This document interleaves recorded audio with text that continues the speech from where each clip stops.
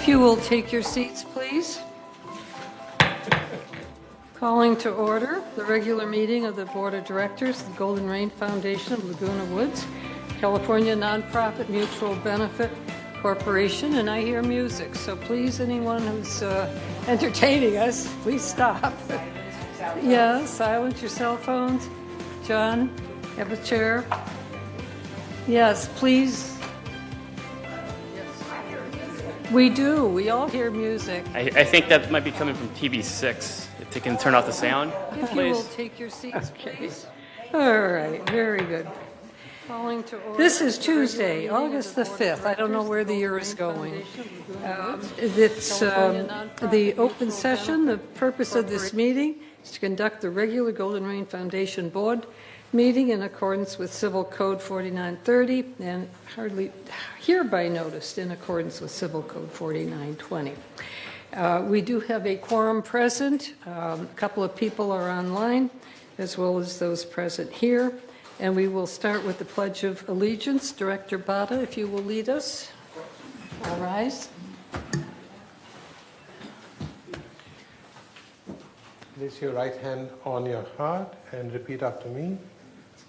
I pledge allegiance to the flag of the United States of America and to the republic for which it stands, one nation, under God, indivisible, with liberty and justice for all. Thank you. You may be seated.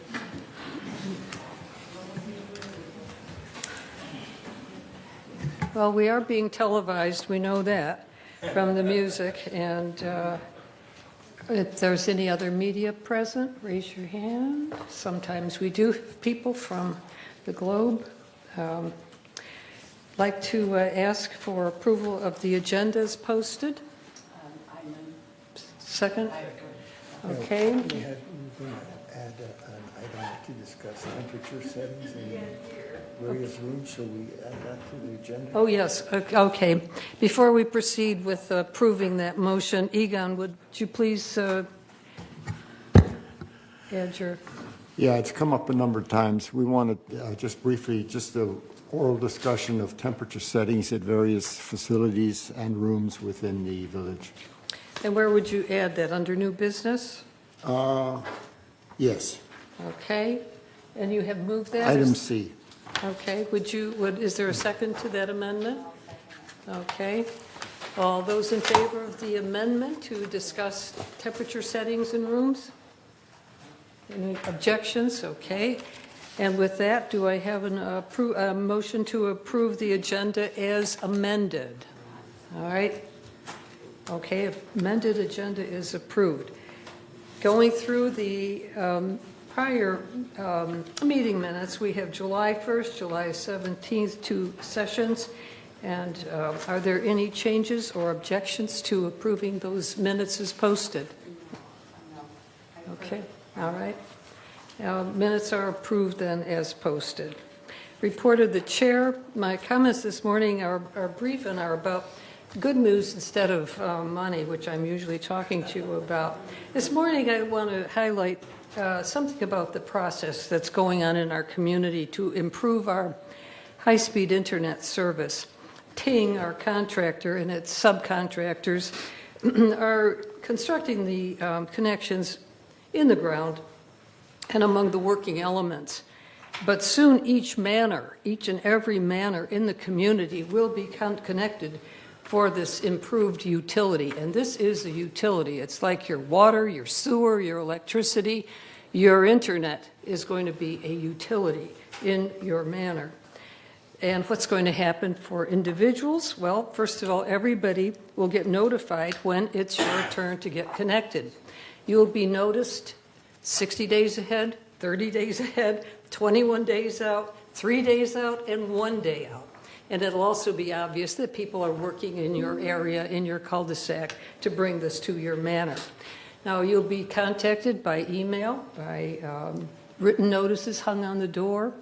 Of course, there will be lots and lots of online notices on our website. But what do you have to do as an individual homeowner? First of all, you will get an appointment, and you have to keep that appointment. or change it to a time when you can be there. So keep that appointment. You got to unlock your door, let the people in. Okay? They are there authorized to do the work to install the utility in your manor. You need to clear a space near your existing router or modem. You have to make sure that their electrical outlet is available. Right now you're plugged in somewhere, so that's probably good enough. So make sure that that occurs. And you have to think about what you want to connect to the new Wi-Fi, whether it's a phone, tablet, smart home devices, and so on. And what will happen when the technician arrives to do your installation? They will assess and disconnect your old setup. You don't have to unplug anything. They will connect you to the new Ting service.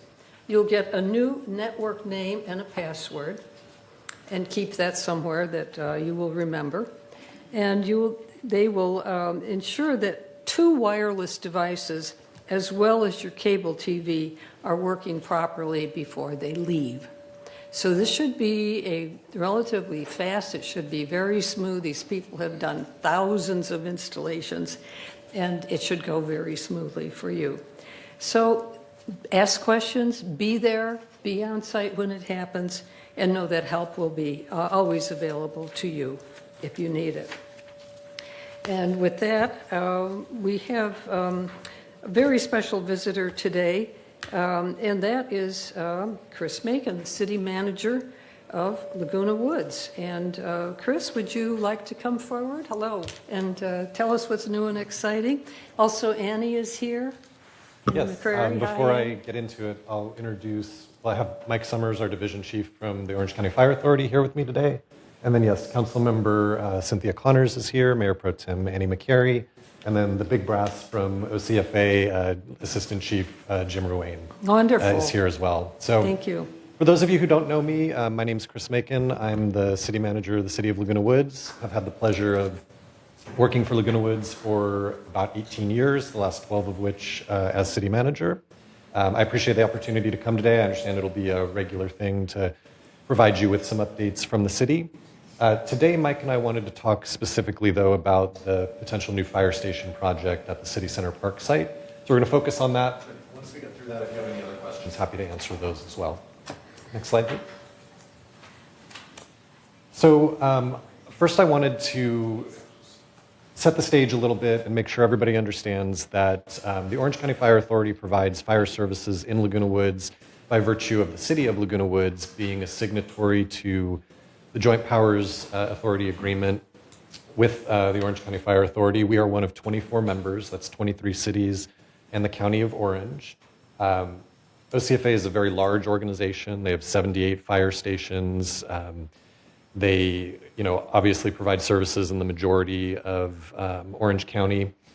It's a regional fire service, and so as Chief Summers talks a little bit today, it's important to note that when you have a call for service, the nearest available unit is responding to you. It's not necessarily driven solely by the location of a fire station, right? There are 23 city members plus the County of Orange that's a member of OCFA. You have access to a whole host of resources as a result of that large organization.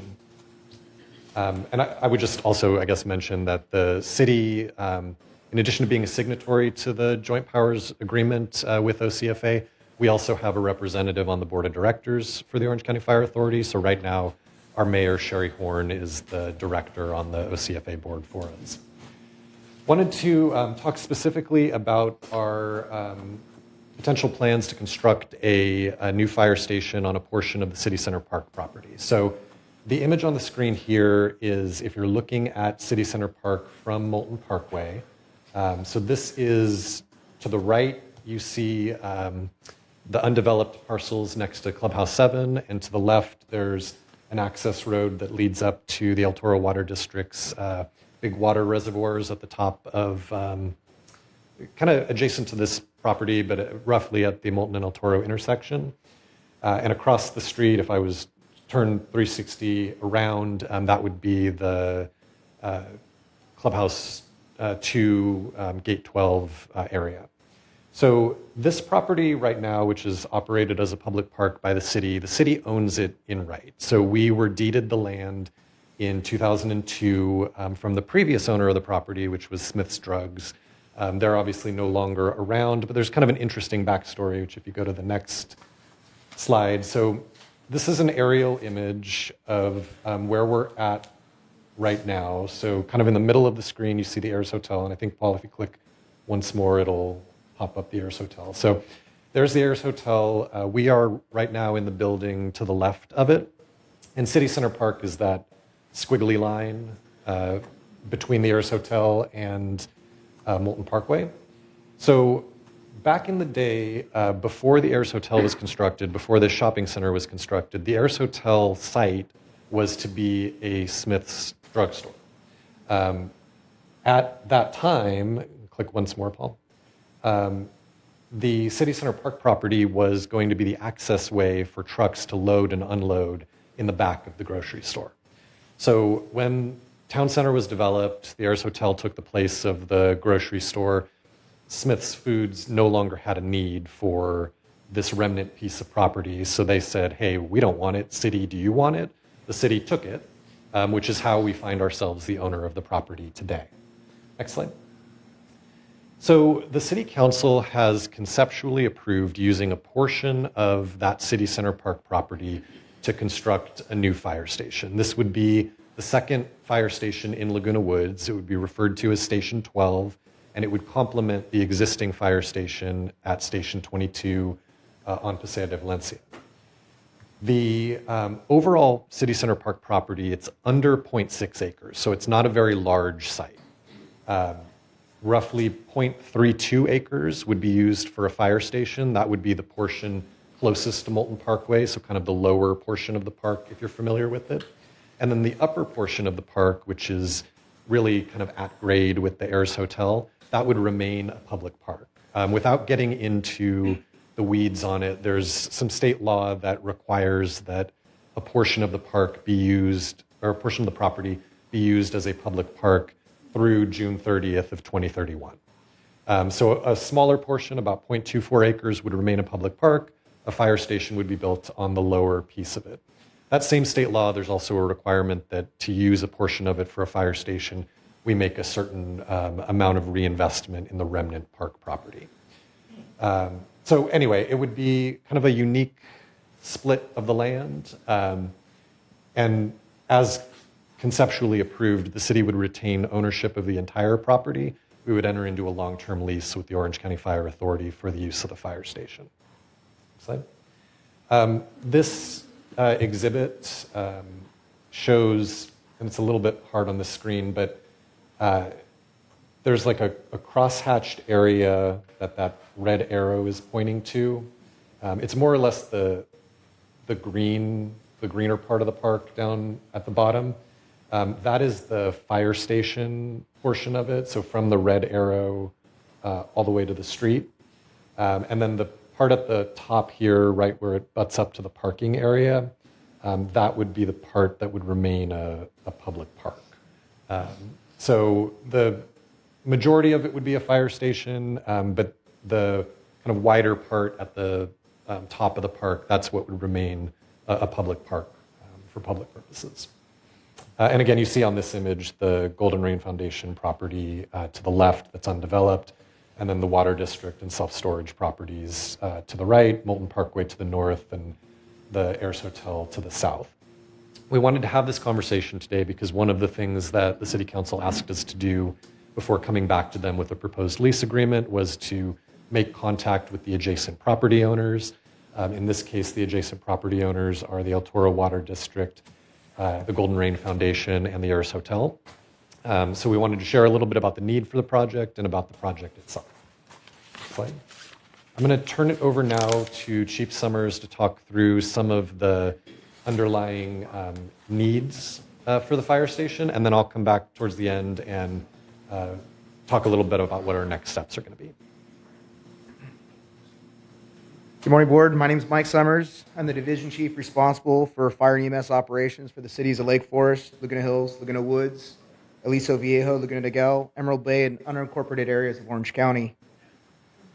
So slide 7 here. The Orange County Fire Authority retained City Gate Associates to perform the standard of response coverage. These standards of coverage included reviewing the adequacy of the existing deployment system of apparatus and personnel from current fire station locations, testing deployment scenarios to improve coverage, and analyzing the workload of our units. Our last standards of coverage was conducted by Citygate, covering the years of 2016 through 2018. This update uses data from 2019 through 2023. Citygate's evaluation provides recommendations to serve as a foundation for future fire service deployment planning. As this study and the 2019 standards of coverage identified, Fire Station 22 and its multiple units are still overworked hour over hour. This area has a high density of EMS and simultaneous incidents.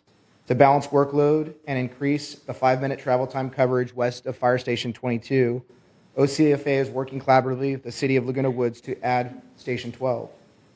So if you look at the graph under service demand, the following table illustrates service demand for Fire Station 22 for the last 5 years, from 2019 through 2023.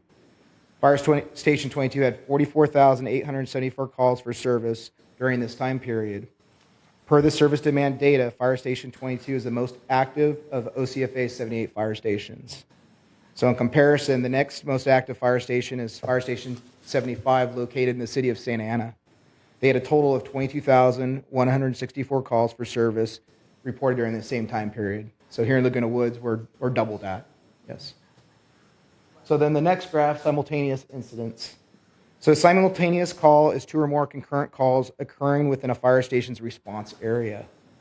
The following table illustrates the occurrences of simultaneous incidents within a single station area by year. Again, Fire Station 22 had 18,345 simultaneous incidents from 2019 through 2023. The next most active stations, Fire Station 75, again in the city of Santa Ana, which had 4,761 simultaneous incidents during that same time period. So the following table summarizes the 2023 response activity percentage for Fire Station 22. The percentage listed is the percentage likelihood of Fire Station 22 being involved in an incident at any given hour. The high for Fire Station 22 occurred between 1 and 2 p.m., with a 78.37% chance of an incident occurring within that time frame. The low was between midnight and 1 a.m., with a 30.51% chance of an incident occurring within that time frame. So out of the top 10 busiest fire stations, no other station exceeded 39% at any given time. Again, Station 22, 78.37% on the high end, and at the low, 30.51%. Next slide. To treat pre-hospital medical emergencies and control small fires, the first 2 units should arrive within 8 minutes and 30 seconds, 90% of the time from the receipt of the 911 call at fire dispatch. This equates to a 90-second dispatch time, a 20-minute or 2-minute company turnout time, and a 5-minute travel time. The highlighted green area shows the 5-minute travel time from Fire Station 22. Based on the 5-minute travel time metric, it takes more than 5 minutes to reach the western portion of Laguna Woods Village from Station 22. So the existing green area is all which Fire Station 22 can reach within a 5-minute travel time, and you can see the portions of the west side of Laguna Woods Village uncovered within that 5-minute response time. Next slide. The addition of Fire Station 12 at El Toro and Moulton at the City Center Park property will ensure the OCFA can reach all areas of Laguna Woods and Laguna Woods Village within the 5 minutes or less travel time. Next slide. All right, so key operational details. To balance workload and increase the 5-minute travel time coverage west of Station 22, the OCFA has worked collaboratively with the City of Laguna Woods on identifying a strategic location for Fire Station 12 at City Center Park. Fire Station 12 will house Paramedic Engine 12, which will be a 4-person company. This was already placed into service on July 1 of 2025 and is temporarily housed at Fire Station 19 in the city of Lake Forest. Moulton Parkway would be modified to allow Engine 12 to make left turns northbound out of Fire Station 12. And then the traffic signals at El Toro Roads and gates 12 and 16 would turn red prior to Engine 12 making left turns out of Fire Station 12. There would be no significant increase in siren usage is expected as Fire Station 22 22 units already travel northbound on Moulton Parkway. And then there would be no siren testing would occur at Fire Station 12. Right, and then just a couple of quick notes on next steps. So we're anticipating that sometime this fall, the City Council will consider approving a lease agreement. As I mentioned, a long-term ground lease with the Orange County Fire Authority. That would set in motion the Fire Authority's process to finalize design and ultimately construct a fire station in that location. And then separately, because we're required under state law to make a certain amount of reinvestment in the City Center Park property, we're anticipating finalizing that design and going out to bid for that construction project this fall as well, with, in a perfect world, construction beginning prior to January 1st. If you're interested in following this project as it unfolds, we do have a mailing list specifically for the fire station project. If you go to our website and click on the blue button that's shown there on the screen that says sign up for email notifications, you'll find an option for the fire station project. It'll just ask for your email address, and then you'll be added to that distribution list as well. Next slide. Mike and I are both available for any questions you have today on the fire station or really anything else. But thank you for your time. We appreciate you hearing us out. Board, questions? Yes. Go ahead. If I may, can you scroll back to the initial or the early part of the presentation?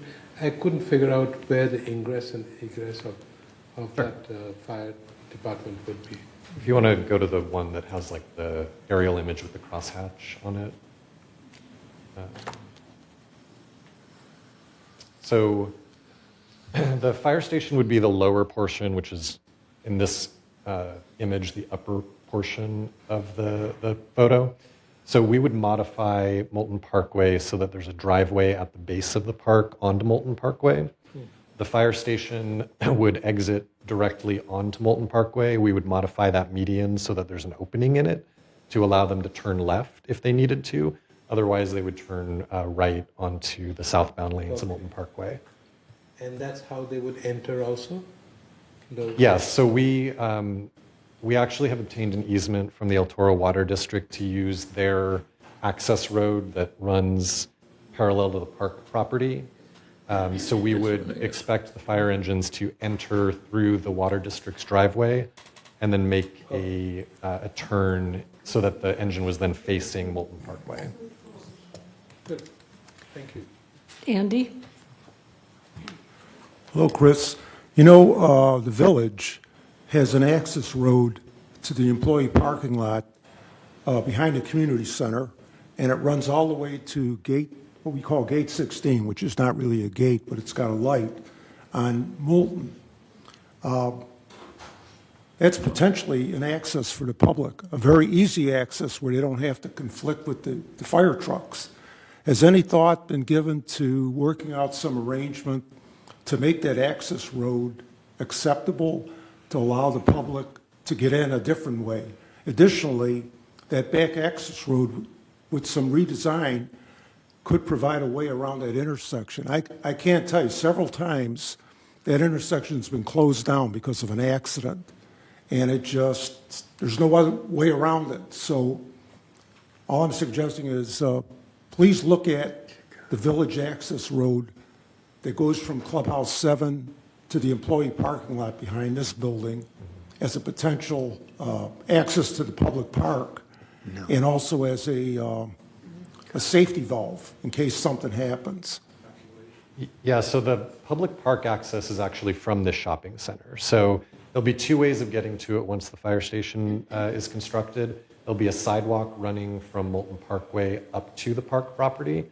And then right now, the only parking for the park is actually in this shopping center. So if you go behind the Ayers Hotel, there's an entrance to the park from the parking lot.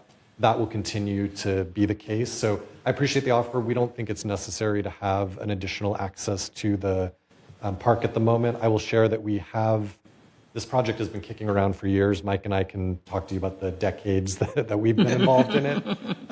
And For one reason or another, a lot of options were once on the table that got removed from the table. I think this is the best, most expedient path forward. It is admittedly going to result in kind of a quirky fire station. It's going to be a little bit different than a lot of what OCFA has, but it's going to be extremely effective, as you saw, for reducing that 5-minute travel time from the station to the actual call for service. Take my word for it, that intersection is very heavily used. And I know when the fire trucks come through, it changes the lights. And a lot of trouble. If it's frequent, there's going to be a lot of traffic tie-ups there, and the lights are synced to some degree. Please consider, we have an access road from what we call Gate 16, to the back side of this center here, which could also be opened up to get to El Toro. It's a safety valve, and I hope you would consider that. Thank you. Gary? Hi, Chris. First of all, I want to introduce myself. I've been dealing with you and a number of your folks here recently. I was going to say, nice to put a face to the name. Yeah, that's why I did it. A couple of questions along that line. I noticed it said that you had to invest a little over $200,000 in that parcel. I don't know what your thoughts are. I know we're getting bugged to death about getting some more pickleball courts. So we actually went through a process, I guess it was last year, where we did a couple of community meetings, solicited some input on what to do to the park. So we do actually have a plan for the park improvements. It doesn't include pickleball, so apologies. It does? No. It does not. Oh. But we did hear from some of your residents, and actually some of your directors provided some interesting feedback. So it will continue to be a passive use park. There'll be a public art element added to it. It'll be substantially rehabbed from what it is, but yeah, no active recreation. Ellen? Good morning. How many trucks will you have? And this looks like a small area to me, but how many trucks and how many firemen or paramedics? This would be a single engine company, so four-person paramedic engine would be stationed out of Station 12. 4 paramedics or 4? So our paramedic deployment model is 2 paramedics per unit. Okay. So we have a fire captain, apparatus engineer, and it would be 2 firefighter paramedics on this unit. Okay. Marie? Go ahead. Hi. I have walked that beautiful trail many times, and I find it rather steep. And I know we will have to have the trucks coming out onto Moulton, so I'm sure you're not going to jack up the front of it to make it level. Does that mean it is anticipated that the back end of that property will be shoveled down to go? I mean, it's got to get level, right? Yeah, so there'll be a significant amount of earthwork there. If you look at the... I can't quite hear you, kid. There'll be a significant amount of earthwork, you're correct. It won't be all the way to the back of the site, so the park property that remains a park will still be at or about the grade of the Ayers Hotel. At the end of the park site, we anticipate there will be a large retaining wall, and then the fire station will sit below. So it'll go down in the back, removing a lot of dirt. Right, so from And then Moulton to the end level of the it fire out station. so that it's level with the front of the street. Yes. So there'll be kind of a cliff there. I don't know if I would call it a cliff, Yes, but yes, okay. there would be, sure. Yeah. Okay. Thank you. Question about the type of incidents that you receive. How does that sort out? So throughout all of OCFA with our 78 fire stations, the majority of our incidents are medical related. So approximately 80 some odd percent. 80% are 80%. medical related? Correct. Mhm. Okay. I guess it's good that they're not fires, but it's sad to hear that they're injuries or falls or whatever, yeah. Other questions for Chris and for Mike? Okay, well, thank you so much for coming, and I hope that we will do this. Thank you for having us. All right. Proceeding on, CEO report. Siobhan. Thank you, President Bach. Just gotta get to the beginning of my microphone. Thank you. This morning, I'd like to share some key updates with you, and I'm going to begin with Community Center after hours access. For resident and staff safety, front and rear entry doors are now locked at 5 p.m. weekdays and 24 hours a day on weekends. This includes table tennis and elm room reservations. So on weekdays, the building is open until 9 p.m. On weekends, Saturday and Sunday, the building is open from noon to 5 p.m. To enter after hours, please bring your resident ID card. Access at the south, the front doors only. Tap or swipe your card using the black card reader unit. If the front desk is temporarily unattended, please wait briefly until staff returns to assist you. And again, this is being done for safety after hours. We've had some unfortunate encounters recently, and we just want to make sure everyone is safe. As you know, the 2025 Seal Coat and street paving projects are underway.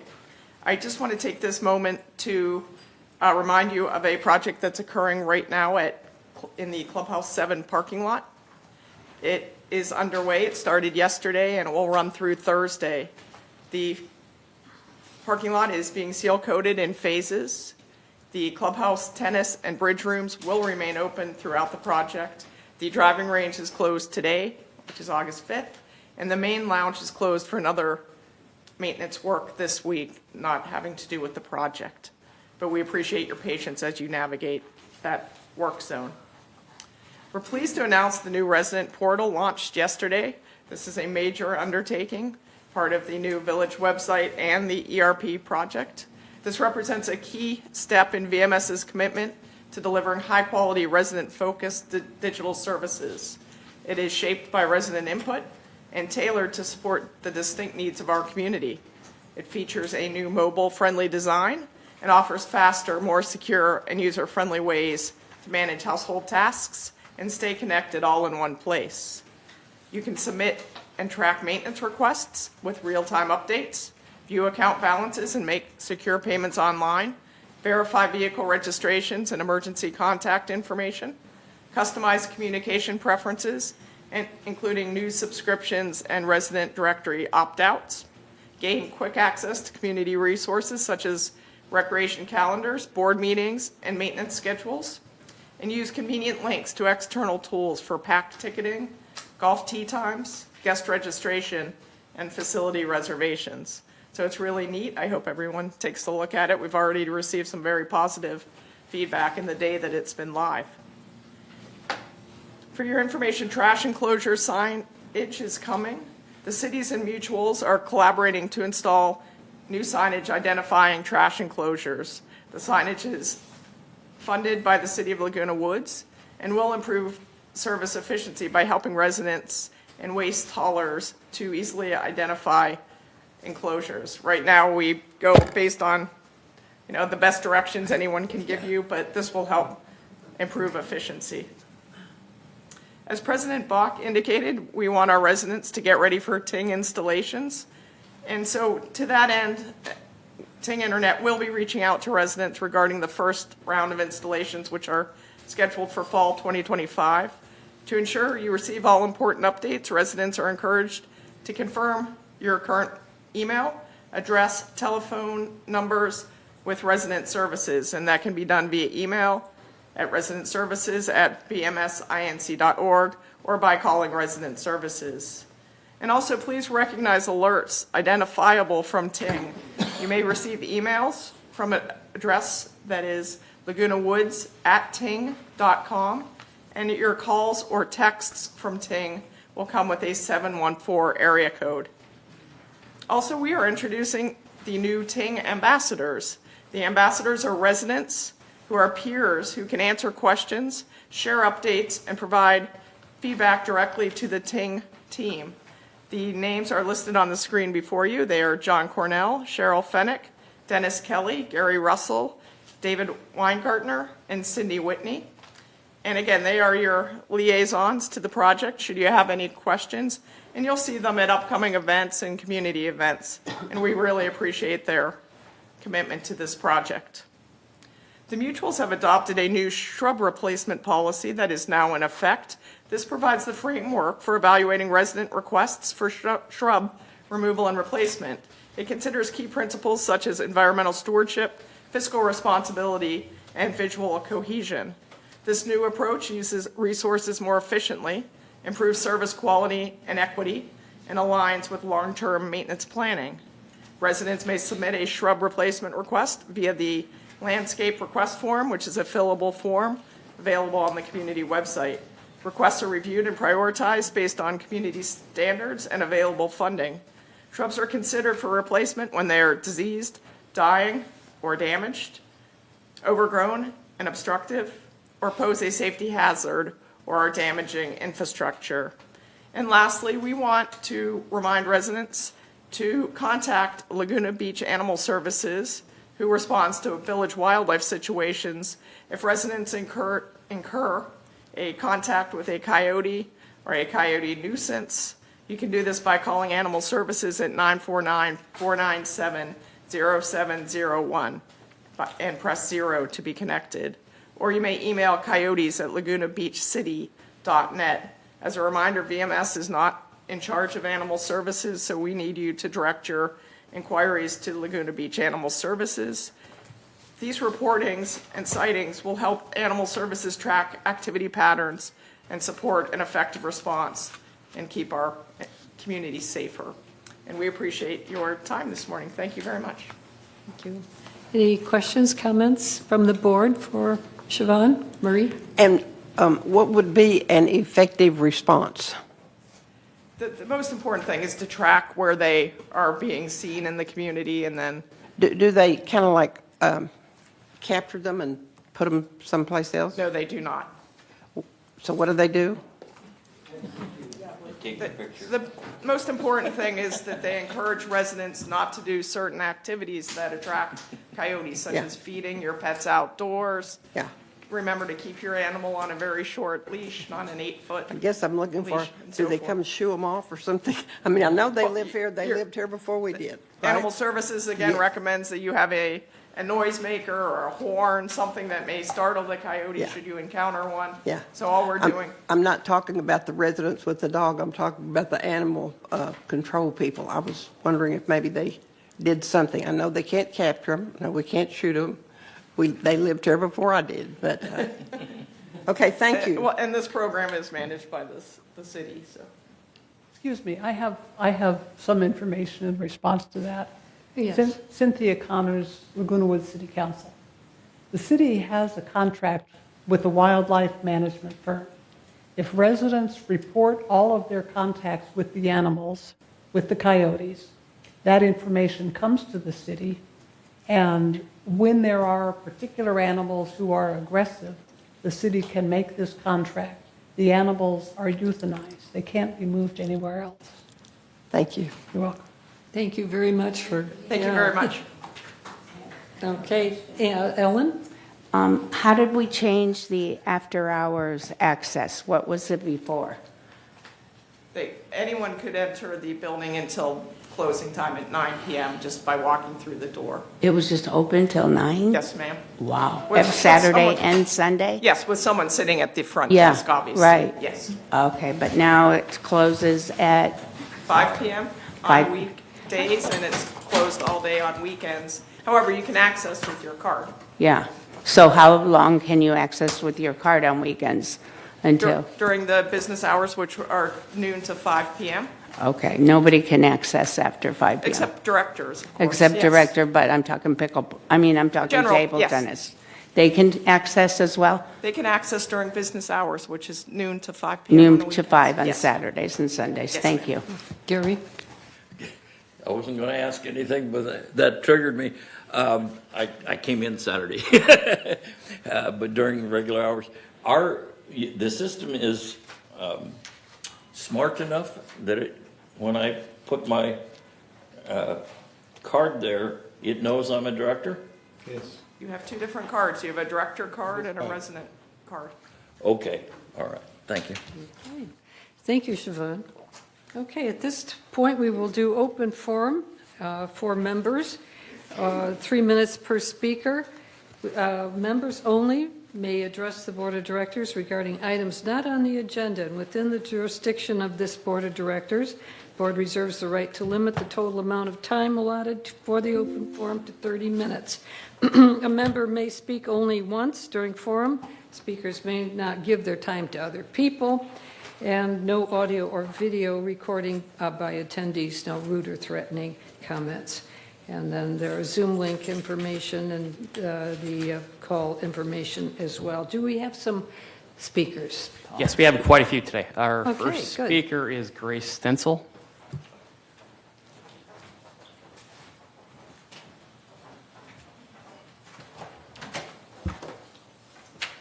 Good morning. Good morning, President Bach, board members, staff, and fellow residents. My name is Grace Stencil. I'm the Disaster Preparedness Task Force Coordinator for Clubhouse 3.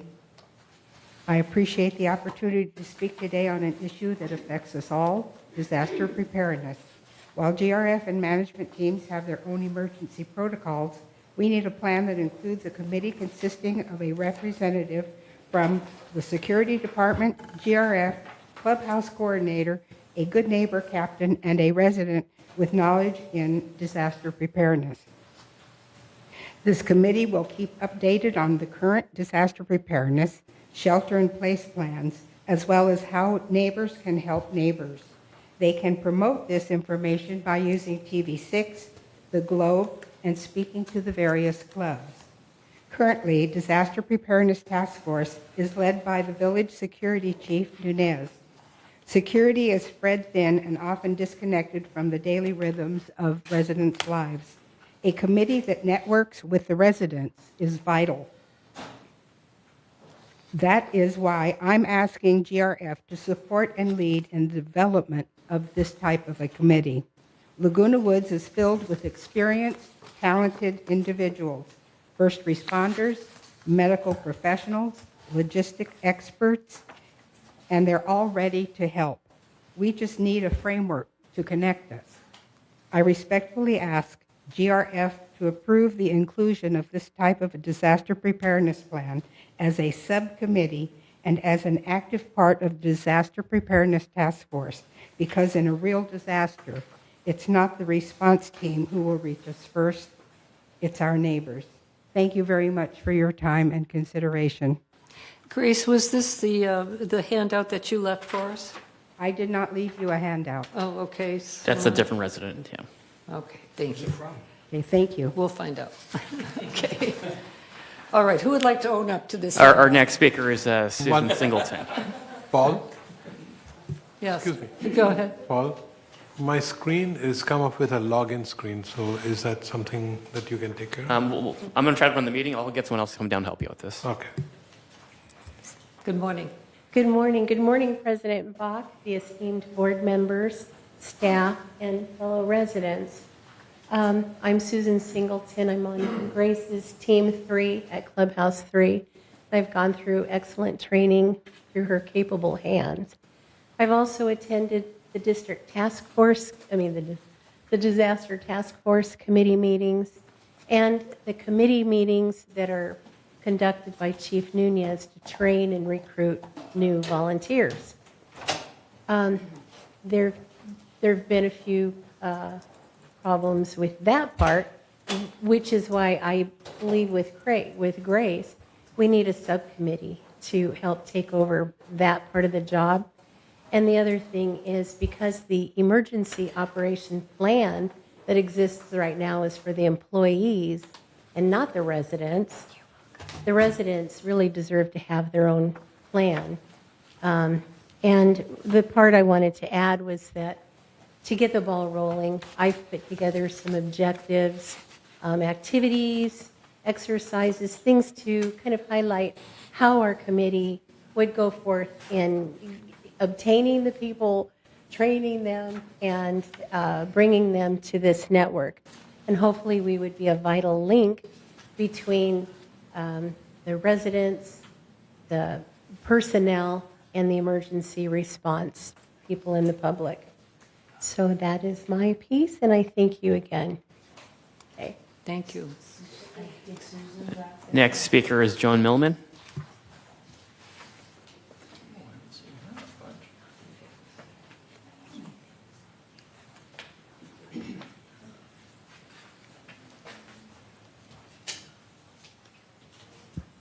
Good morning. You know who I am?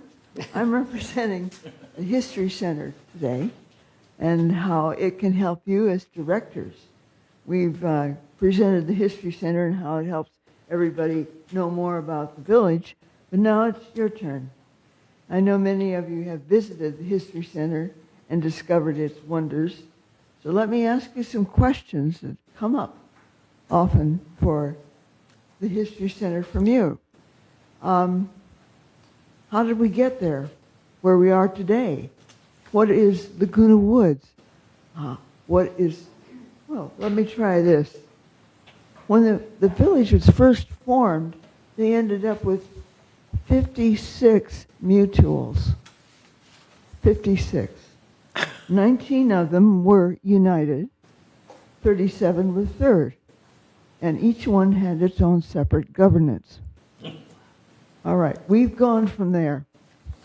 So first thing we did was to hire an outside management company, PCM, and they took care of that part of our legal requirements. And they worked for many years until Associate joined PCM. And at that time, all kinds of red flags went up and we, hair on fire. So we decided, well, better do something about this. And so we, through several transitions, managed to put together what we now call VMS, Village Management Association. Services. Say it again. Village Management Services. Thank you so much. The reason I'm hesitant is my printer stopped working, so I'm ad-libbing. Another question was things like, so how do we manage that? How was that put together? That is in the Village Center, in the History Center. You can find out all these wonderful questions, and it can help us as we are today solve some of the problems that come up. They may not be the same problems, but basically, yes, they are. And they've gone, you'd be surprised that some of the things you're dealing with today, they dealt with not too long ago, and it's a good idea to check out how it was solved. I want to share with you where the History Center is, in case you don't know. It's right next to the library. And it's open weekdays from 11 to 1 or by appointment. And the phone number is 949-206-0150. Or you can go online and find out at www.lagunawoodshistory.org or info@lagunawoodshistory.org. So you can get a lot of information online as well as visiting there. But I encourage you to visit the History Center and ask your questions that you may not know that the History Center can answer. Thank you. Thank you, Joe. Next speaker is Georgiana Willis.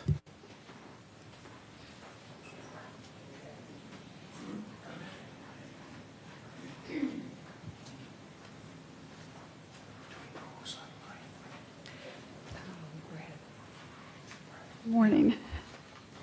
I'm here to address one of the things that is this music room. I was surprised to see that 7 of you had voted for this. I think it's supposed to be a music and drop-in room.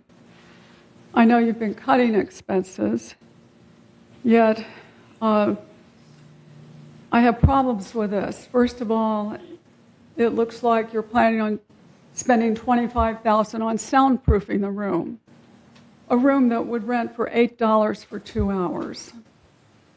And then I understand you're also planning to build storage cabinets for their instruments. To me, this is very frustrating. I have no idea what our electrical costs are for 2 hours or what they would plug in or the cost of air conditioning, heat, whatever. All of our drop-in rooms do require a certain amount of maintenance, but this just seems to be a bit much to me. I'm also not comfortable with the potential of noise going down the hall when other people are trying to have a meeting. And I don't buy into, oh, the soundproofing will fix it. Yeah, spend our $25,000 to fix it. We've had enough projects done here that fail. They put in some kind of panels in the, I don't know if it's Clubhouse 1. They smelled or didn't stay stuck. We don't hold people accountable for things, ensuring their work and backing it up, probably because our contracts are not that good. So anyway, this just seems like fraught with all kinds of problems. Anyway, I don't see why we would be spending $25,000 on soundproofing, so we can just bring in $8 an hour for 2 hours. Again, I find this to be financially irresponsible on steroids, and say, let's stop giving away the family farm. Use it to rent it. It's a nice room, but we've got drop-in rooms all over the place, you know, like I said, from pickleball to billiards to table tennis to whatever. Let's stop this and start renting the stuff out, and at a decent price. We have expenses to pay. And I'm not trying to put down, I think you've made some good decisions too in cutting. So anyway, that's all I know. Thank you. Thank you. Next speaker is Juanita Skillman.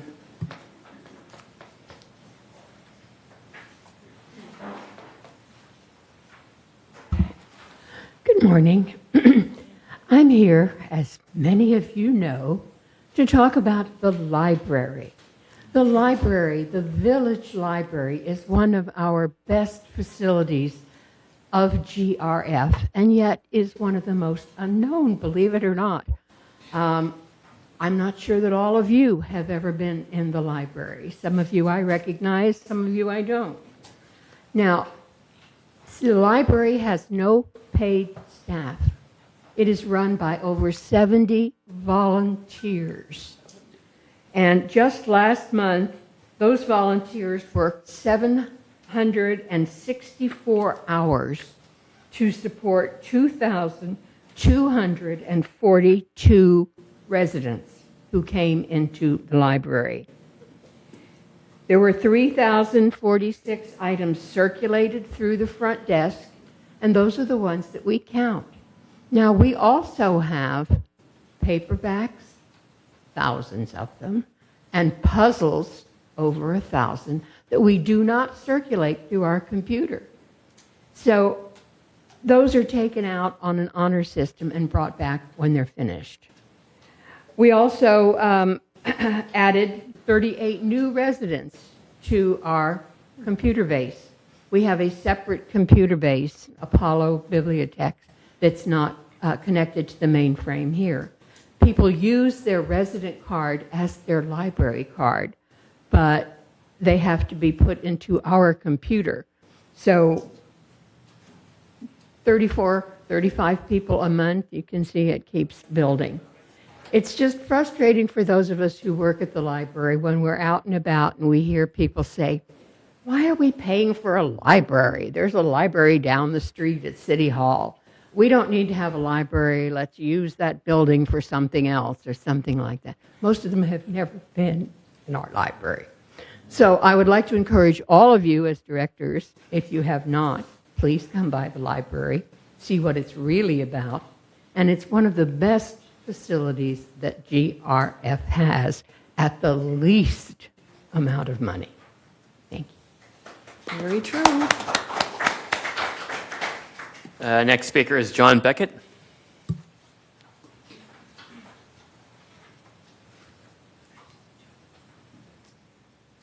Good morning. Morning. As you know, I'm trying to resolve a dispute with GRF. The legislature encourages homeowners and HOAs to settle their disputes in alternative dispute resolution, commonly known as ADR. The Davis-Sterling Act offers us several forms of ADR, including arbitration and mediation. It also offers something entirely new. Quote, the form of ADR chosen, mediation, arbitration, may be either binding or non-binding with the voluntary consent of the parties.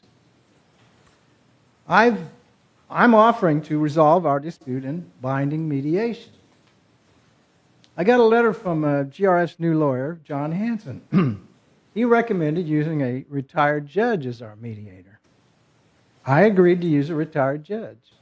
And I asked him, does GRF agree to binding mediation? I couldn't get an answer out of him. So last month I came here and I asked for your help. I'm pleased to report GRF's lawyer immediately sent me an email. Unfortunately, he didn't say yes, he didn't say no. He said, binding mediation is not an actual legal proceeding. I don't know where he got that opinion. I searched online for mediators who are retired judges. I found several of them on the Judicare website. That's Judicare. I've brought the names of 4 retired judges. I'm sure that one of them will be happy to conduct a binding mediation. But I still need to know, does GRF agree to binding mediation? Please ask Mr. Hanson to give me an answer as soon as possible. Thank you. Next speaker. Next speaker is Shirley Skirvin.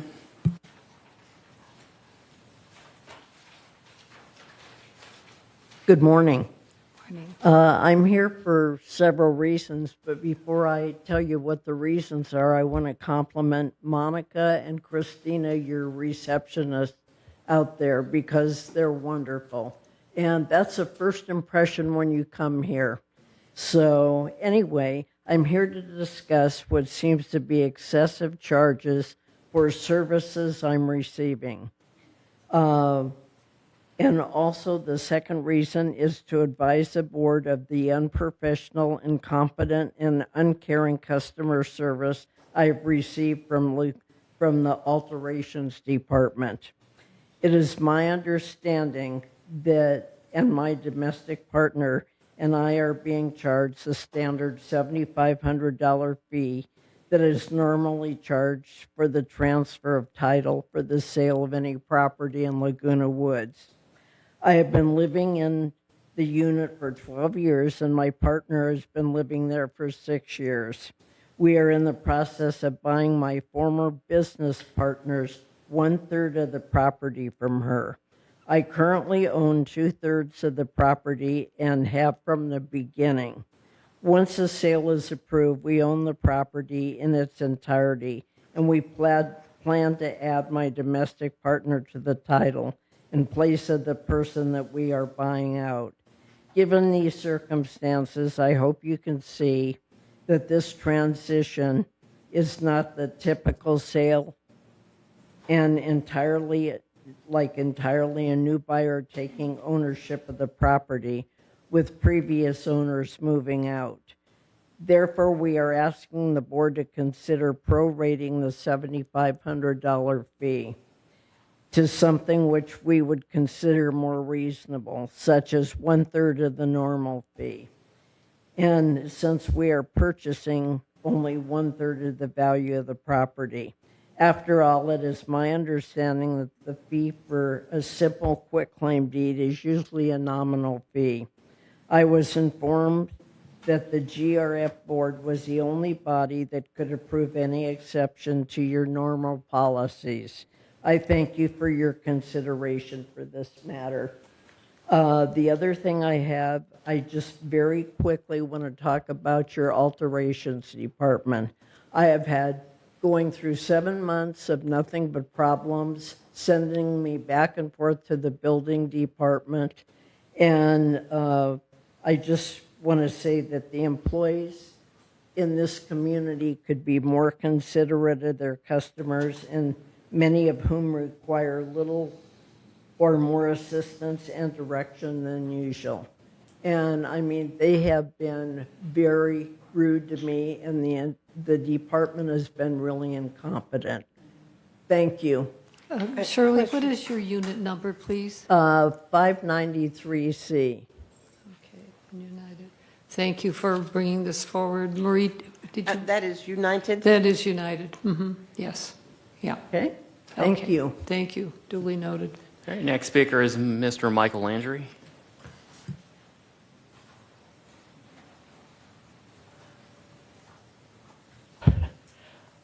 I've fallen and I can't get up. Doing the entire thing about with the fire department that kept coming to mind. I've fallen and I can't get up. Just a bad joke. But my main reason today, my only reason today, is feeding wildlife. I've been to the United meeting and asked the same thing.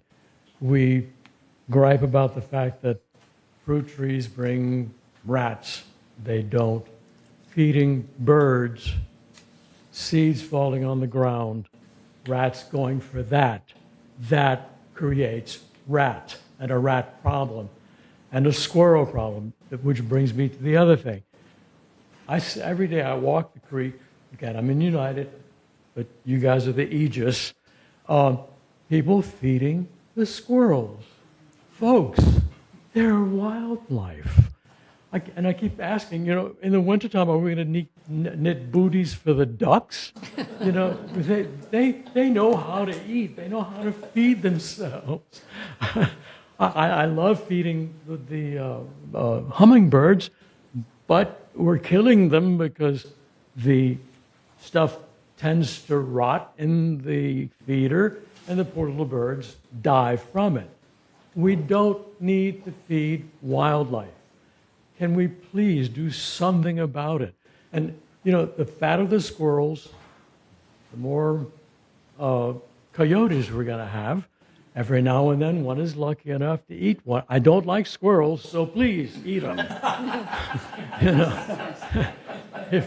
I know people eat squirrels. I don't think I want to.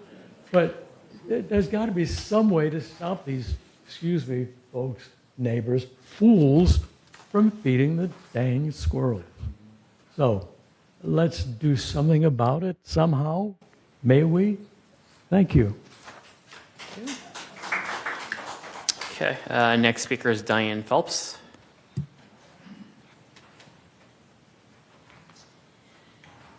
Hey, Diane.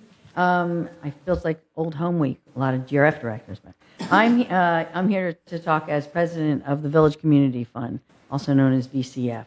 So what is it? It's a 501c3 charitable nonprofit corporation, which means the donations to it are tax deductible to the extent allowed by law. Its mission is to provide support for programs, services, and facilities that enrich the lives of older adults in Laguna Woods. Years ago, there was an heir who tried to donate. He wanted to donate $250,000 to the village, and we had no charitable means for him to accept it. And so a group of us got together and set up this organization. So in the past years, we've worked with groups that have raised money for improvements to GRF facilities, including the Help the Herd Fund. So far, they've raised over $50,000 for GRF-owned horses, for supplies, and also improvements to the equestrian center. The pickleball club raised $25,000 for the lights for their courts, and currently we're working with the camera club that's trying to raise over $20,000 to modernize the photography lab. The way we operate is that we're project-driven. A club or a group comes to us with a plan to raise funds, and we provide them with a way for donations to be tax deductible. We keep an accounting of all donations by project. We give out all money donated to projects. Our expenses are minimal, and so they are generally paid for by the members on our board. Our only fee that was passed on is the PayPal fee or credit card fee if we get charged that. So 2025, what's new? As you may have seen in the Globe, we're trying to expand, and we're trying to get the boards interested and to work with the governance boards. So we're offering our services to GRF, Third, United Towers, and even VMS. So how would it work? We're pretty flexible about it. We've thought of two different scenarios. One is to donate to a specific project that the board is working on. For example, you could set up a project to raise funds for upgrades to the music room that some people object to. Another is to just set up some general funds. For example, GRF could set up a fund for sports facilities or for clubhouses, and these would be ongoing funds that people could leave their house to, they could make donations to, and you could draw on it. Things that are important to remember is that you'll be in charge of the fundraising project. We won't get in your way. We won't try to manage you. We don't want to hold on to your donations. We can distribute the money to you as soon as we get it. We aren't opposed to having some of your board members on our board if that makes you feel more comfortable, or to have a liaison with our board. We're even willing to talk about you taking a leadership role in Village Community Fund. And lastly, just to be clear, we are not the Laguna Woods Foundation. Its mission is to help individuals. Our mission is different. The more money that is raised through VCF for GRF projects, then the less is needed for money for our monthly assessments. So it helps all residents, not just those in need. I've spoken with some of you, but I'd like the opportunity to talk with all of you about what we can do to help. And if you're interested, let me know. Thank you. Thank you, Diane. Wait. Marie, go ahead. What is the proper name of your 501c3? Village Community Fund. Village Community Fund. Yeah. I would also like to encourage you, if you had not already planned to come to the next Activities Committee meeting and make that same presentation. Okay. Thank you. Thanks. Paul, anyone else? All right, we have 2 emails. This one is from Pardis Brumon. Dear GRF board members, I hope this message finds you well. As a resident of Gate 3 in Laguna Woods Village, I am writing to respectfully submit a proposal for the development of a fully enclosed, secure, and wheelchair accessible dog park, specifically for small dogs under the weight of 25 pounds. The goal of this initiative is to enhance safety for pets and accessibility for residents with mobility challenges, while also encouraging responsible pet ownership and community engagement. This attached proposal outlines the key features, safety considerations, including protection from coyotes and potential benefits for the community. Benefits would be honored to have the opportunity to discuss this idea further with you or assist in any way should this project move forward. Thank you for thank you very much for your time, attention, and continued service to our community. Warm regards. Next one is from Chris Collins of the Foundation of Laguna Woods Village. A sense of community develops in different way, but the surest way is social interaction. For example, sharing experiences, making connections, discussing issues, solving problems. The disruption and isolation caused by the pandemic is slowly fading. Last year, using specially designated bequest funds, the Foundation of Laguna Woods Village initiated the Good Neighbor Project, which strengthened the sense of community. Given its success, the project is being continued and expanded this year. Getting to know our neighbors and working on community projects are some of the ways to create community. As part of this year's Good Neighbor Project, 10 Village Club proposals were selected from those submitted to receive seed money to implement activities that would help build community. The Buy High Club is participating without foundation funds. The 10 projects are all different audiences, activities, and purposes. To illustrate, one involves bread baking, one is targeted to game players, one is focused on golf to build community ties, one is a sing-along with ice cream, while one appeals to cat lovers, and another creates pet portraits. All the activities will take place this September to celebrate National Good Neighbor Day on September 28th. The hope is that everyone will find an activity or activities to suit them. Bring a friend, make a friend, let's be a community. Find the activity or activities that appeal to you and mark your calendars to join the following, which are listed in alphabetical order. Further details will be coming in the weeks ahead, but please feel free to contact the clubs involved for additional information. For more info about the foundation, please go to the foundationoflagunawoodsvillage.org, or you can contact the foundation at 949-268-2246 or foundationlwv@gmail.com about any of these Good Neighbor projects. Number 1, African American Club will host an International Game Day on Tuesday, September 25th from 11 a.m. to 2 p.m. at Clubhouse 2 Ballroom. A wide variety of games will be offered, including Mahjong, Mexican Train, and Canasta, among others. Contact AAHC Laguna Woods at gmail.com. Number 2, Camera Club will be hosting a resident and pet photographic portraits with the 9 dates and 6 locations to be announced. Contact Camera Club at cameraclublwv.org. Number 3, Castle Music Social Club will be hosting a Friends and Neighbors Outdoor Music Festival and Picnic on September 20th from 4 p.m. to 6:30 p.m. in Cul-de-sac 45. Please contact BAMMARR@gmail.com. Number 4, CAC. That one's not listed. Number 5, Chinese American Club will hold the Senior Citizens Festival for club members at least 88 years of age on September 17th in Clubhouse 7 at 10 a.m. Contact pfygc88@gmail.com.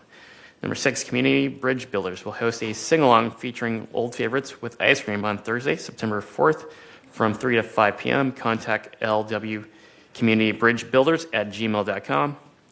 Next one is the Fit Brain Club. We'll be holding a 90-plus trivia game day on Thursday, September 25th from 9 to 11:30 a.m. in Room 1 at Clubhouse 1. Contact fitbrainlw.com.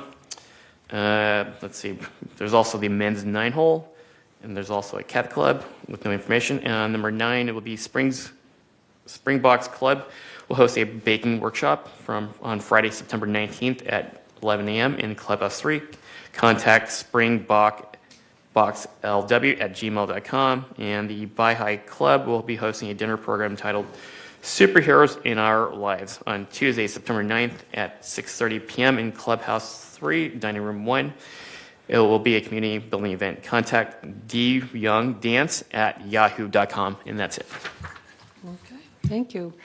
At this time, are there responses to open forum speakers, either from past, Gary? Two.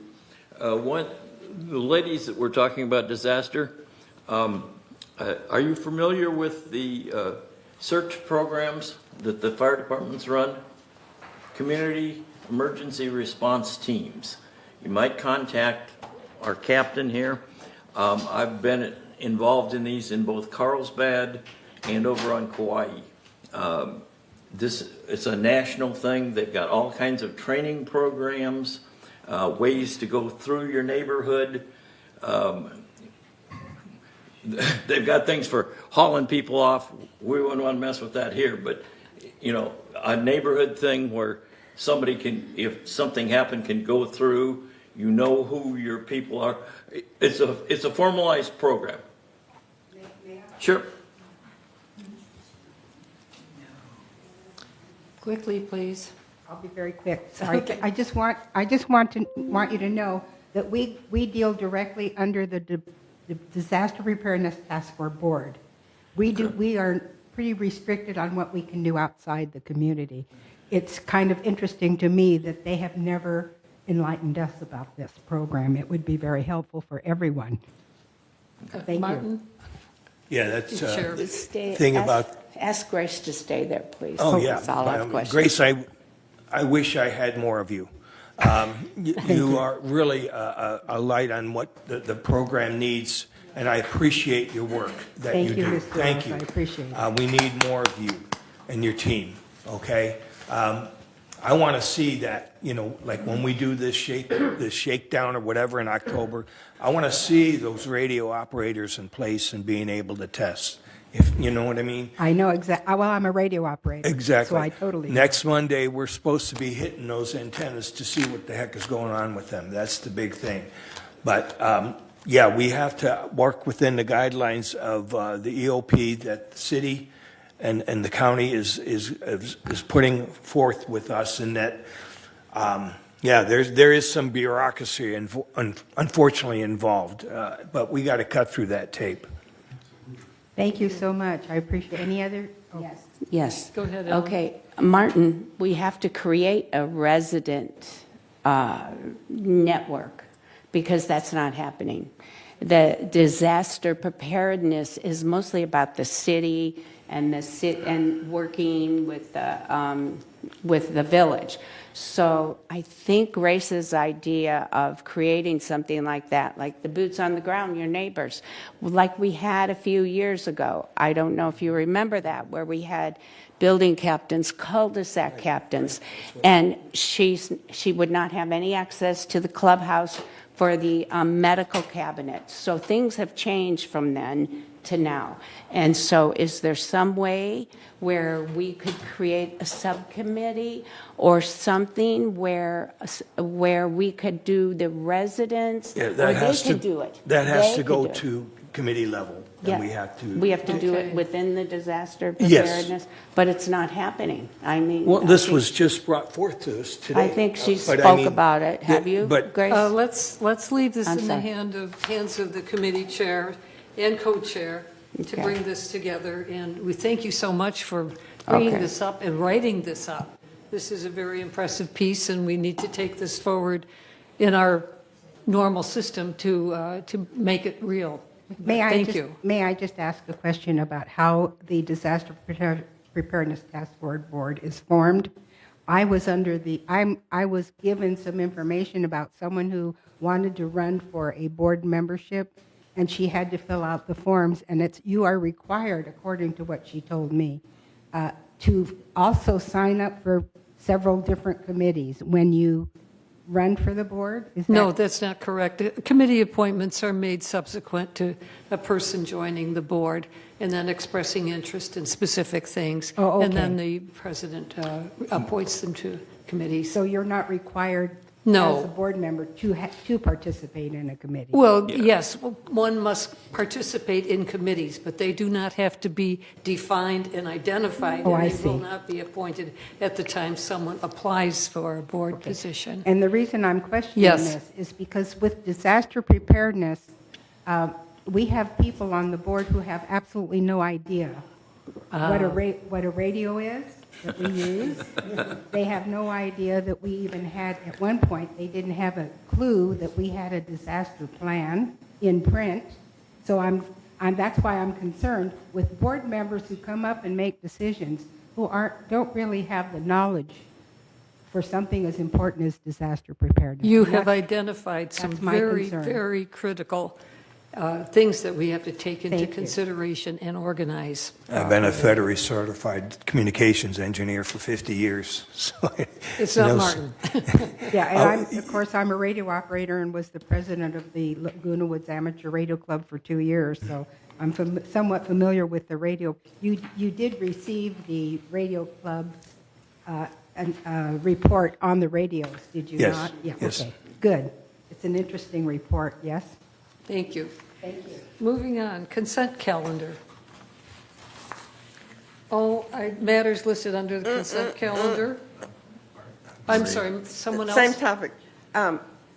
Miss, I'm sorry. Grace, Great. Yes. quickly, please.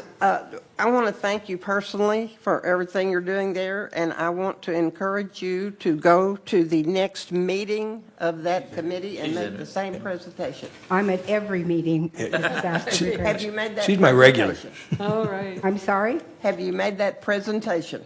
I have made several presentations, and I have to say it's fallen on deaf ears. Make another one. They have fallen on deaf ears, and that's a very big concern. Make of another mine. one. They're not falling on deaf ears at this meeting. And I appreciate that. I want you to know, I do have a team of volunteers of 25 people, and we train several times a year at Clubhouse 3 for disasters.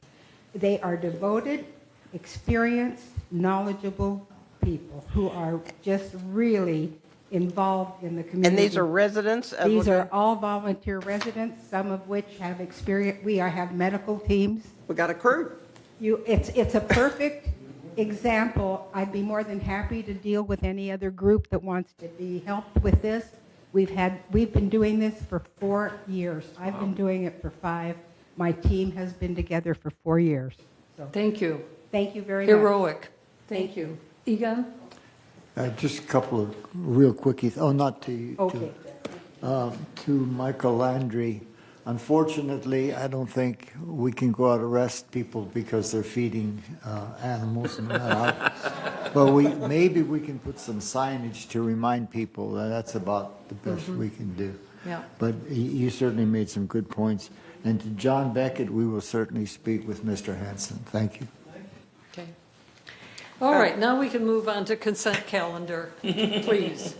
All matters listed under consent calendar recommended for action by committee and will be enacted by the board in one motion in the event an item is removed from consent calendar by members of the board. Such item shall be the subject of further discussion and action by the board. We have two recommendations. The first is, of course, the usual. Consistent with the Finance Committee, we will have approval of the financials for the month of June 2025. By this vote, ratifying such review to be confirmed in this month's board member open session meeting. And secondly, a motion to approve the updated committee assignments. Do I have a motion to approve the consent calendar? Kush? No, I would like to add myself to certain committees. Is that possible now? At this point, can you bring it up in close, please, so that we can spend a little more time? Sure. Right now, we're looking at what has already been posted. So is there a motion to approve? Move the motion.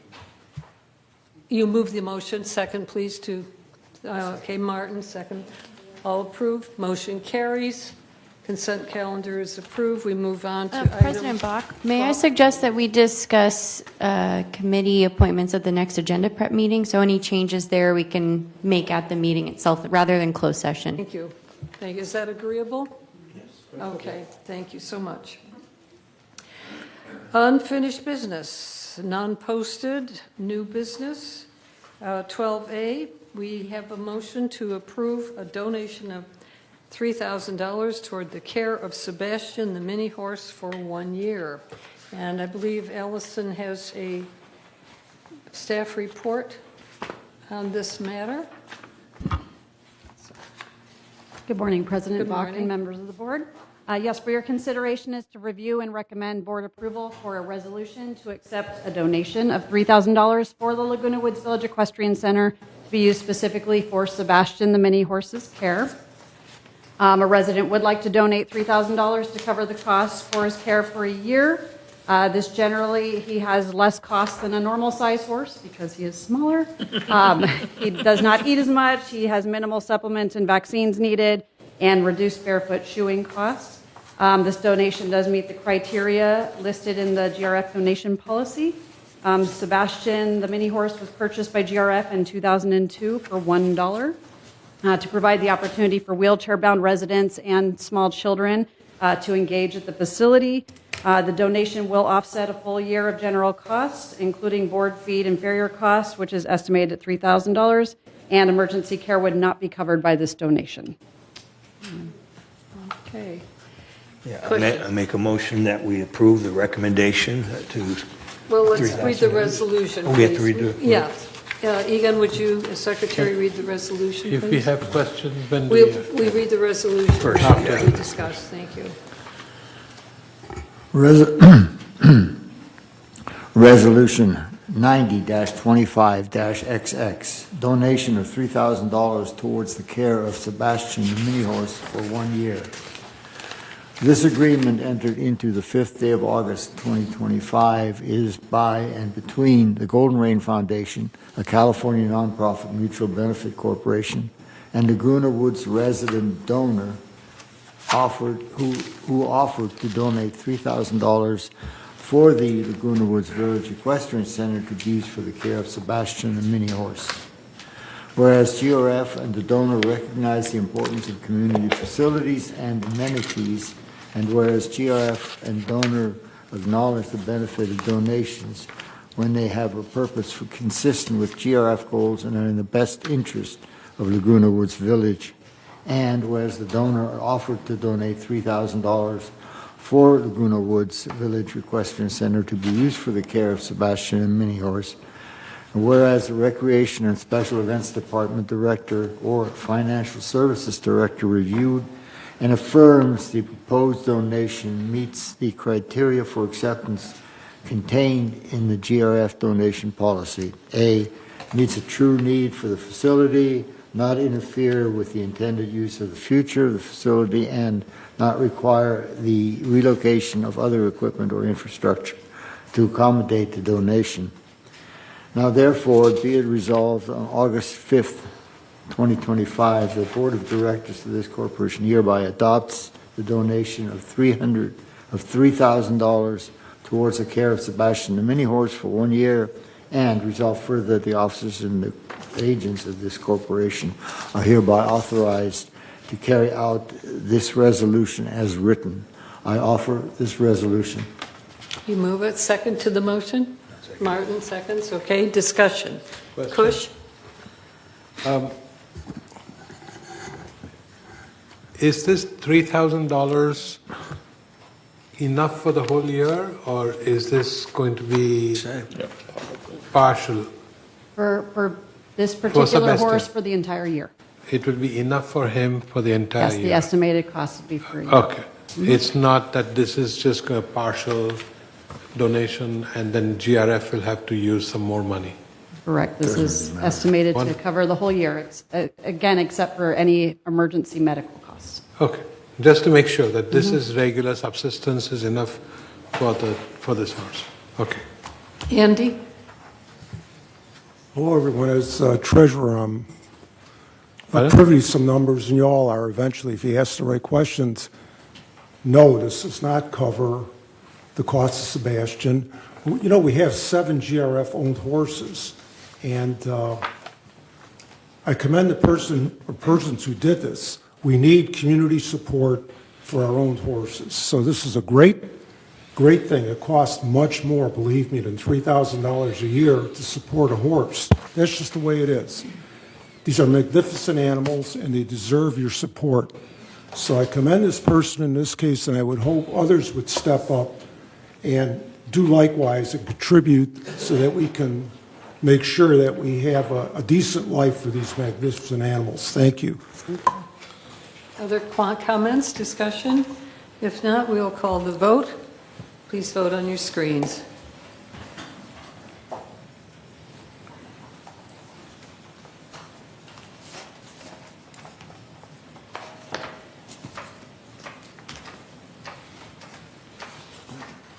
Did it come through? Okay. Everyone? Okay.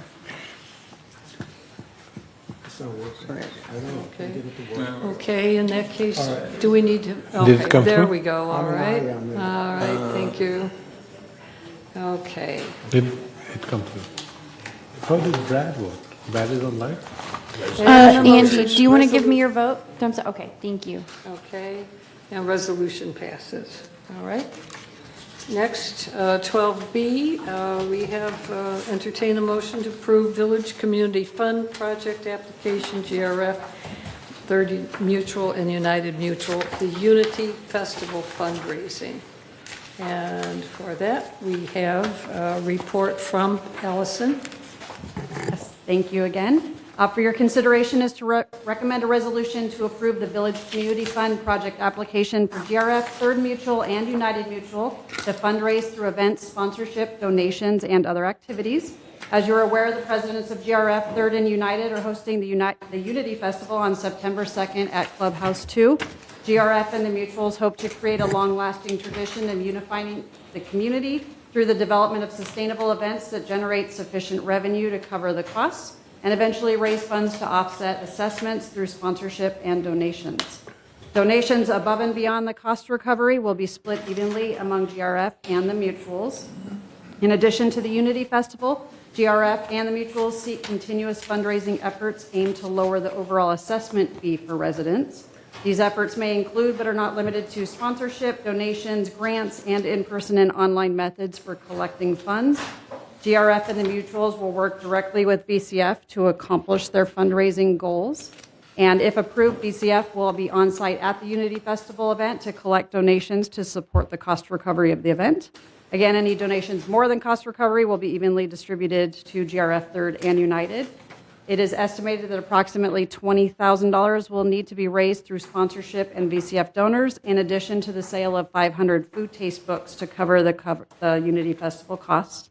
And also, we have Diane Phelps here if you have any specific questions about VCF, which is a wonderful organization that she spoke about earlier.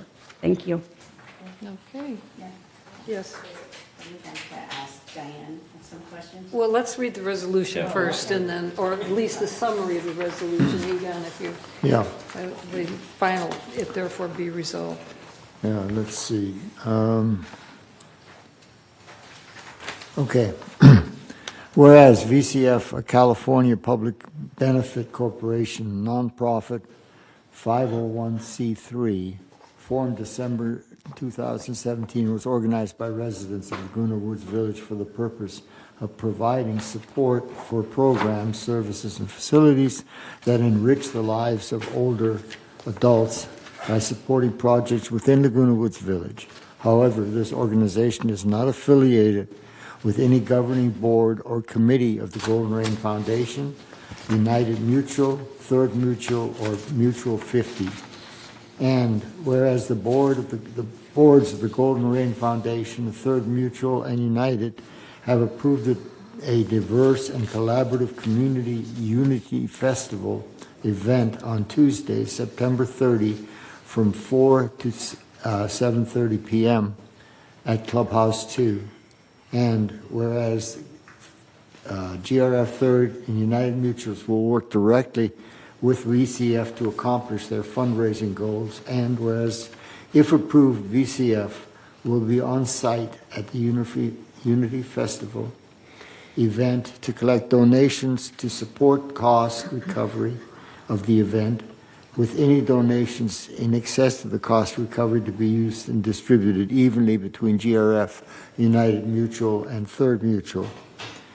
And additional funds raised will offset operational costs for the three entities, and whereas it is estimated that approximately $20,000 will be needed to raise through sponsorship and VCF donors, in addition to the sale of 500 food taste books to cover the 2025 Unity Festival cost events. Now, therefore, be it resolved on August 5th, 2025, the Board of Directors of this corporation are hereby adopts the Village Community Fund project application for GRF, Third Mutual, and United Mutual for the Unity Festival fundraising. And resolve further that the officers and agents of this corporation are hereby authorized on behalf of the corporation to carry out this, the purpose of this resolution. I move the resolution. Is there a second? Kush seconds, all right. Discussion, questions? Martin?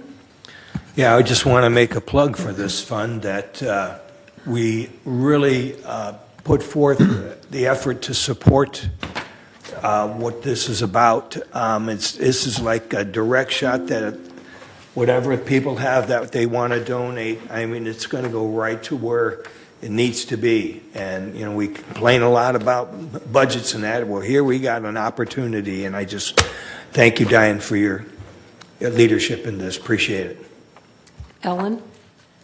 Okay, I'm a little confused by the paperwork. On the project application, it says 30,000. On the resolution, it says 20,000. So, and then one place it says 2 stages, another place it says 3 stages. What is the setup, Allison?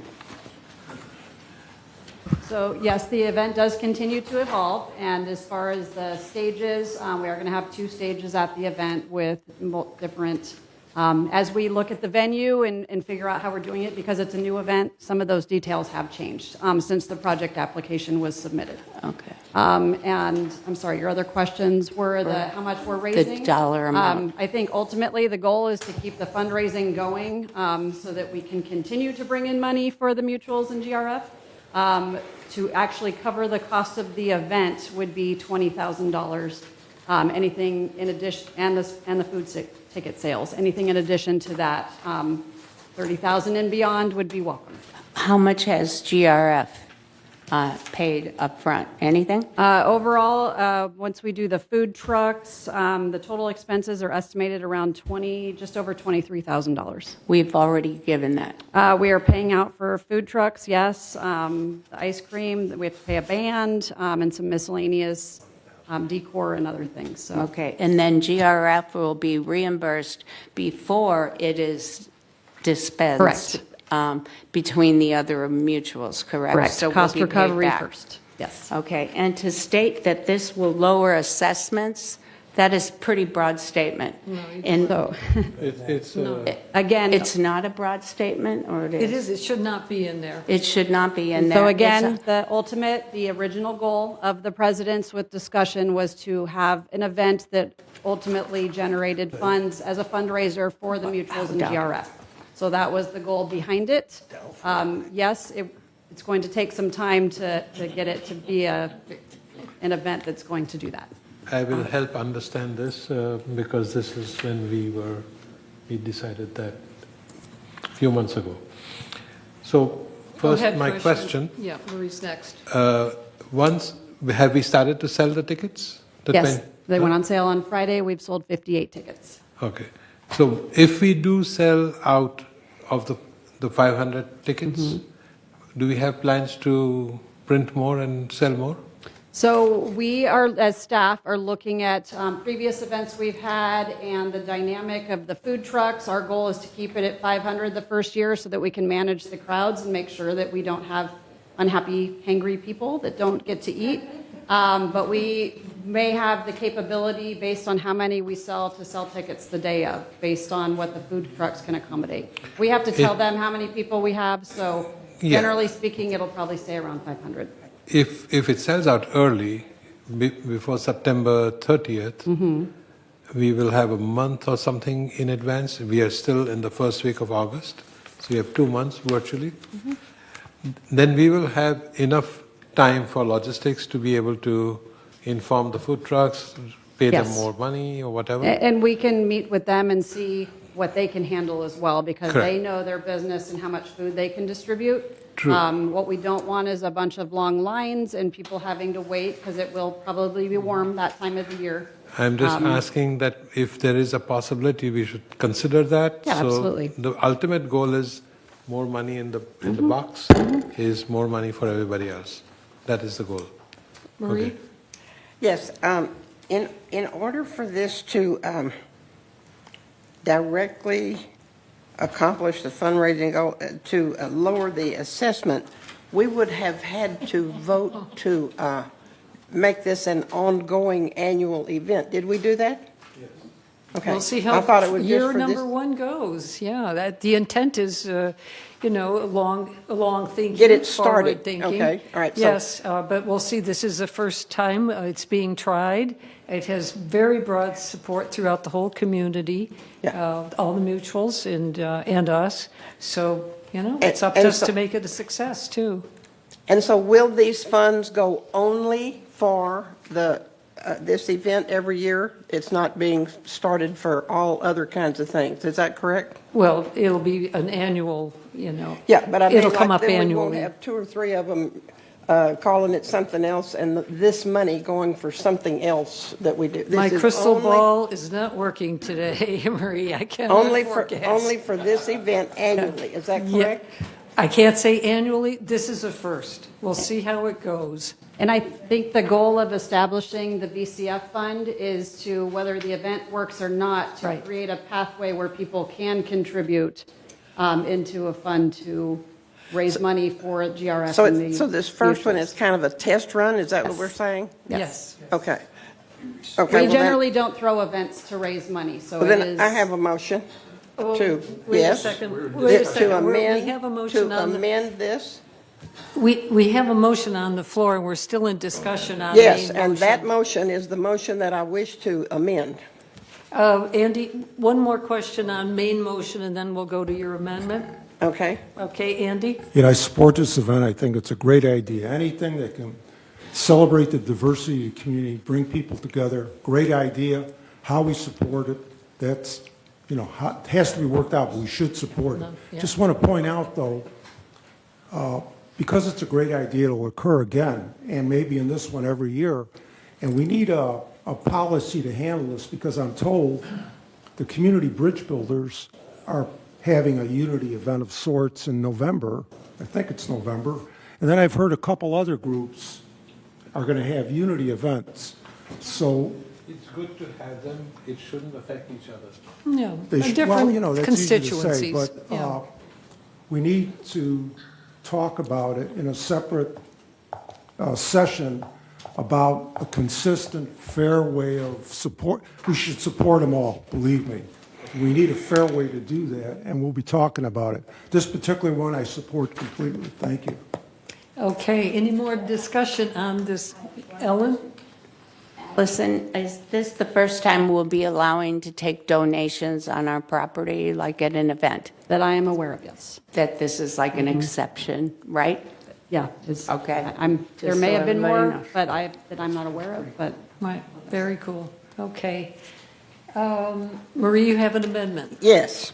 I move to remove the whereas, that sentence, which includes aim to lower overall assessment fee. Is there a second to that amendment? Ellen?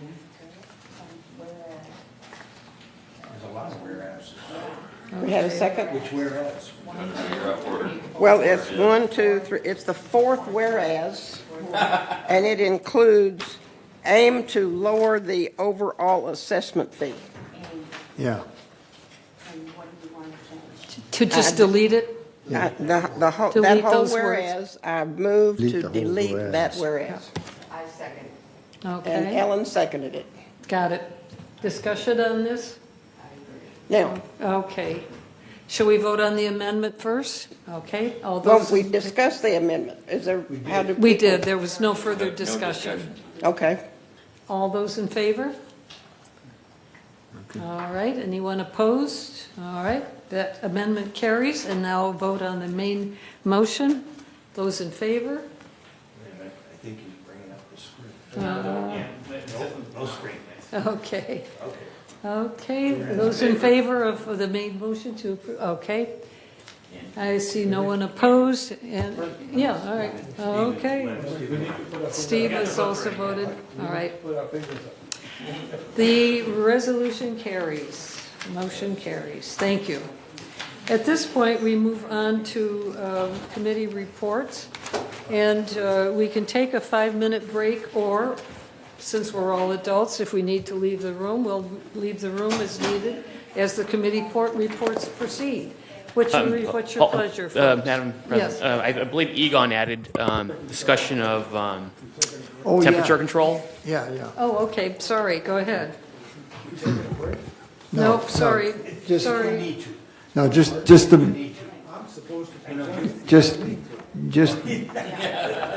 Okay, order, please. Continue. Okay. Okay. This is not the finance report, this is Egon, go ahead. Yeah, so this came up actually just yesterday, I think, when we were heatedly discussing how to pay for all this stuff or raise more money or save money or something, and something came up that I have said many times before, separately, just to individuals, not on the board, but this was brought up by another director. It turns out that many times we go to a clubhouse for, say, a club meeting or something, and the room is like a refrigerator. Well, I'll just say it's very cold. In fact, I was at one within the last couple of months where the person I was with said, "This is too much, I want to leave." So the question came up, why are we spending money to make people uncomfortable? Okay? We have to have some kind of a policy that says, hey, we're not going to set the thermostat below 70 or 72 or some reasonable number. And there's nothing else that's going to be, we're not going to have a motion or anything like that today. We just want to discuss the idea. And in here right now it is 67 degrees, even though the thermostat has been disabled. So, yeah. So the whole point was not really to try to tell other people how to do this or that, but we're wasting money to make people uncomfortable. If that makes sense to anybody, please raise your hand, because I want to. Thank you, that's all I have to say. Okay. I'm Other very comfortable. thoughts on this, Marie? I'm very comfortable. You're comfortable, okay. You dressed for it, okay. Question, I see Mr. Gomez here. The temperature setting in meeting rooms is up to the building manager, the meeting manager? How does that work? How much flexibility is there in setting that room temperature, for example, in here? We encourage everyone to keep these settings at 70 degrees. 70 what? 70 degrees, but we don't have a way to lock the thermostats up. So we rely on, in the clubhouses, we rely on the clubhouse staff not to allow members or others to change the temperatures. But there's no way of keeping people from doing that. So absent having a remote system where we could remotely lock everything, we're at the mercy of what people do. Here in the community center right now, we currently are experiencing a problem with one of the heaters, and so we're working to get that repaired. So right now, when people push the thermostat up because it says it's 67, it actually shuts down the system and kicks up the air conditioning. So we're preparing to send out an email to this building letting people know, don't touch the thermostats. We know that there's a problem. We're getting it fixed. But we don't have that ability at the clubhouses yet. Okay, thank you. Martin? Yeah, I've rented quite a few clubhouses in the past 8 months, and entering them, it's just like freezing. And it's like, we immediately start cranking things up. So whatever we can do to save some energy there, it's worth it. Thank you. Okay, thank you. And right on cue, Andy is here to do the Finance Committee report. And we're going to move as quickly as we can through these committee reports because we have a very long afternoon ahead. Andy, you're up. Thank you. Okay, Paul, we have the slides ready? Okay. Slide number 1. This first table includes all revenues and expenses for operating reserves and restricted funds. Through a reporting period of June 30th, 2025, 6 months, GRF had net revenue of $1.3 million, with total revenue of $26.7 million, and total expense of $25.4 million. GRF in total was unfavorable to budget by $574,000, and that was caused by revenue being lower than budget by $1.1 million, and it was offset by expenses being under budget by $503,000. Let's move on to slide 2. This next table displays the operating fund activities, which excludes non-operating revenues, expenses, and depreciation. This report shows an unfavorable variance of $85,000 through the reporting period, with non-assessment revenue being under budget by $247,000, and it's offset by expense being under budget by $332,000. So the net of them is a favorable 85. Let's move on to slide 3. This slide shows our most significant operating fund variances by category, with green bars representing favorable variances and orange bars representing unfavorable variances. Let's look at the favorable. Employee comp and related was favorable at $544,000, primarily in general services and landscaping. There were various open positions in general services, primarily in fleet maintenance. Open positions remain throughout the organization, and we are trying very hard to recruit for these positions. It's an ongoing problem. Community events expense was favorable by $102,000, primarily due to a temporary pause in activity while the Performing Arts Center underwent a sound system installation in January. The closure limited event activity during that period, resulting in lower expenses. Other operating expenses were favorable by $91,000, primarily due to timing of staff support usage across various departments. Additionally, timing of planned staff training programs compared to the budget spread contributed to favorable variance. They were lower than expected. Let's look at the other side of it, the orange bars. Broadband services revenue was unfavorable by $153,000, primarily due to revenue for set-top boxes being lower than anticipated as streaming becomes more popular in the community. Further, clients are allocating more money towards other digital platforms that provide advertising metrics. We brought this up again in the 26 budget. We're losing almost $500,000 from our regular revenue stream by going over to broadband. And we're working on it right now to find alternative sources of revenue. But we've been saying this for quite a while. People aren't buying the set-top boxes anymore because they're not going to be using them. So we have to offset that, and we're working on it. Outside services were unfavorable by $232,000, primarily due to expenses relating to associated costs with TV Guide and data services and TV operations department, and timing of payment for various TV-related subscriptions for software. Additionally, the unfavorable variance was attributed to IT-related subscriptions for software. So it's largely a timing thing, and hopefully it'll work, even itself out by year end. Cost allocations were unfavorable by $296,000 due to fleet maintenance allocating out less cost to GRF departments that utilize the services. As fleet maintenance runs a favorable variance in areas such as labor and fuel costs, it allocates less cost to other departments. It's kind of complicated, and we've been asking why, how can this happen? We do better than budget, and then it hurts us. So we're looking at a solution mathematically to that. Let's go on to slide 4. This slide shows sources of revenue other than the assessments, such as fees and rentals. Year to date, we earned $5.7 million in non-assessment operating fund revenue, and you can see that in the pie chart.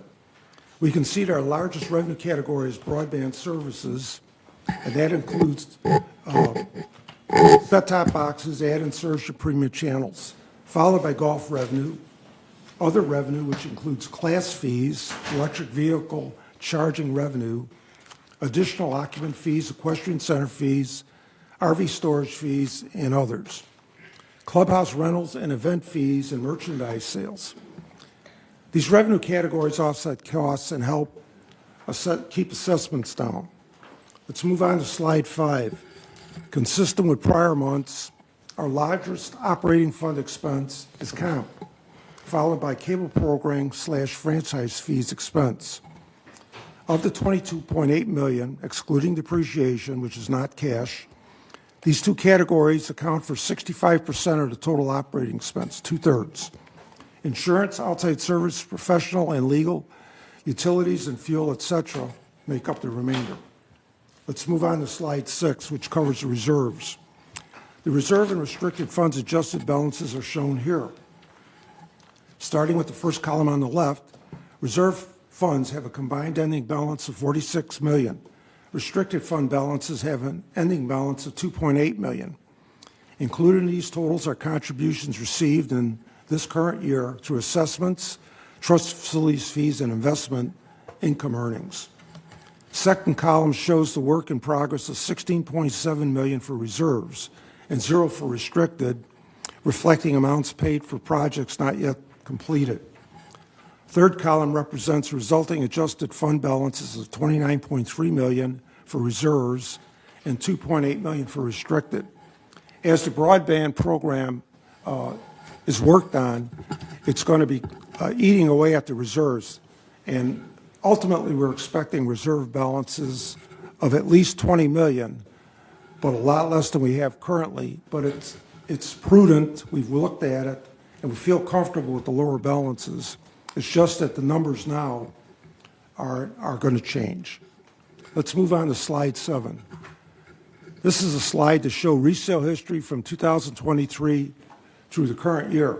Community-wide sales total 366 year-to-date. Most of these transactions generate the trust fund, a trust facilities fee, which is a transfer fee used as a source of revenue for our reserves. The current number for the fee is $7,500. There are plans to raise that to $10,000 next year. Slide 8. The listing on this slide gives you an idea where the reserve money is committed. Of the $29.7 million appropriated by the board already, the remaining encumbrances against our reserve funds is $14.9 million, primarily for fiber improvements and work at GRF facilities.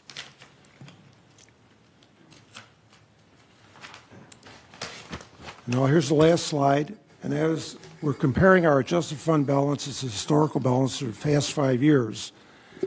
And it shows that GRF has averaged $30.5 million in reserve funds and $2.8 million in contingency funds. Again, because of broadband, those numbers are going down. We expect average balances to be north of $20 million next year, but not much north, but substantially reduced from the current year. That's all I have. Thank you. Okay. Andy, do you want to continue on with the Finance Committee? That's yours. Oh, one thing I forgot, Elson, I have to say. The committee met on June 18th, and we're going to meet again on August 20th in this boardroom at 9:30 in the morning. I'm sorry, at 1:30 in the afternoon, and we're going to hopefully cover the July year-to-date operating results. Thank you. Okay. Ellen, Community Activities Committee report? Community activities did not meet in July, but we will meet next Thursday, August 14th at 1:30 in the boardroom. Okay, landscaping did not meet. We are not scheduled to meet again until November. This, because there is relatively little landscaping on GRF properties. It's just an occasional meeting, a quarterly meeting.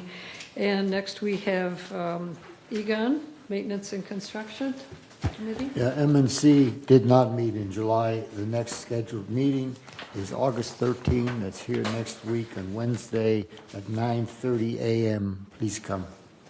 Gary, Energy did meet. Yes, we did meet. It was a relatively short meeting because we had just been put on notice that we were being challenged, shall we say. However, we had a workshop last week that was well attended and seemed to be favorably received. And let's leave it at that.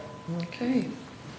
Space planning, we have not met for a while, and we are planning a meeting for August 18th with the expectation that there will be a report from Cardoso Engineering on Building E that will be delivered at that time. We are extremely eager to see this report, which has been out there in the universe since the end of March.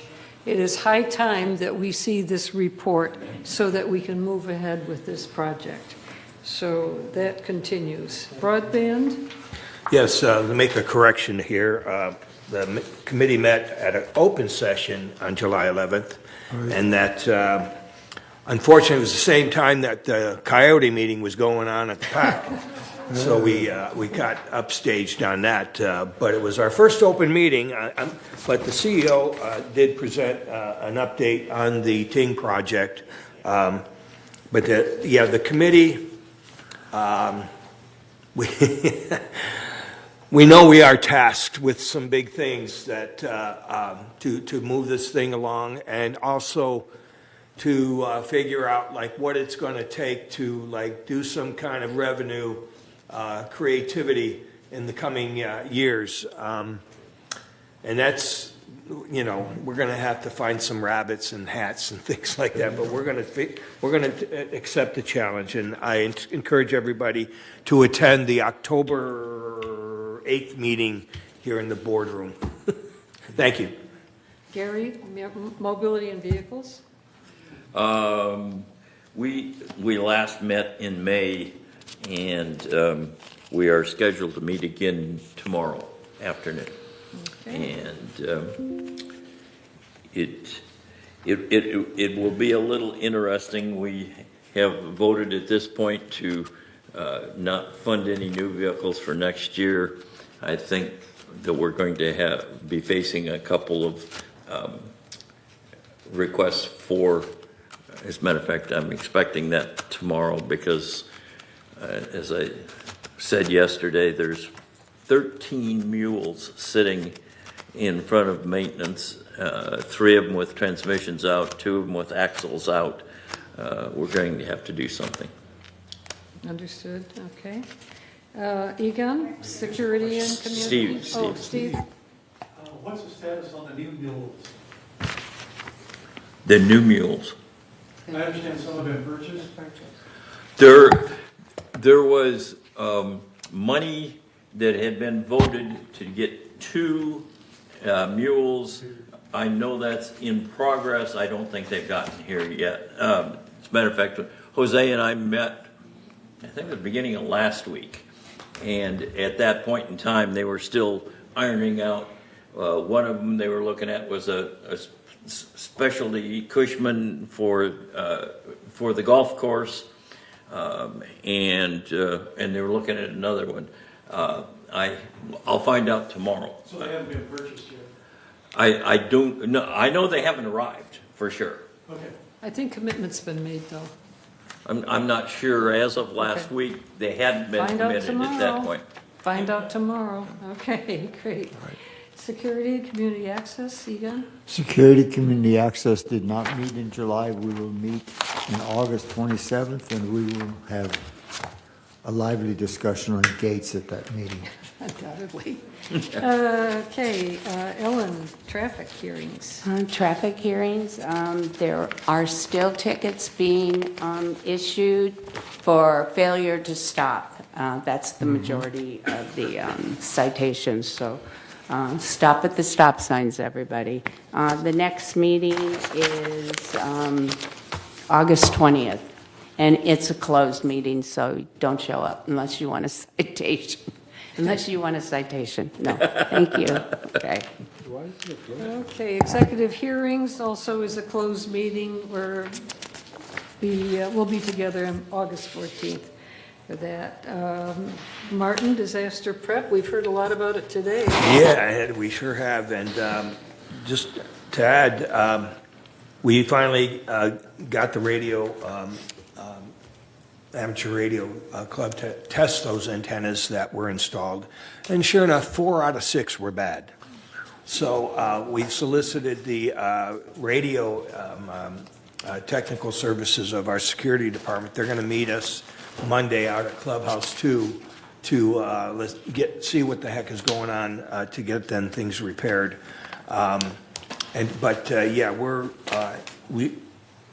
We had that meeting, and we do have a meeting planned for September 30th in the here in the boardroom.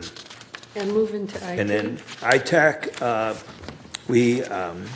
I had my grandbabies visiting, so we postponed the July meeting to be this August, August 29th.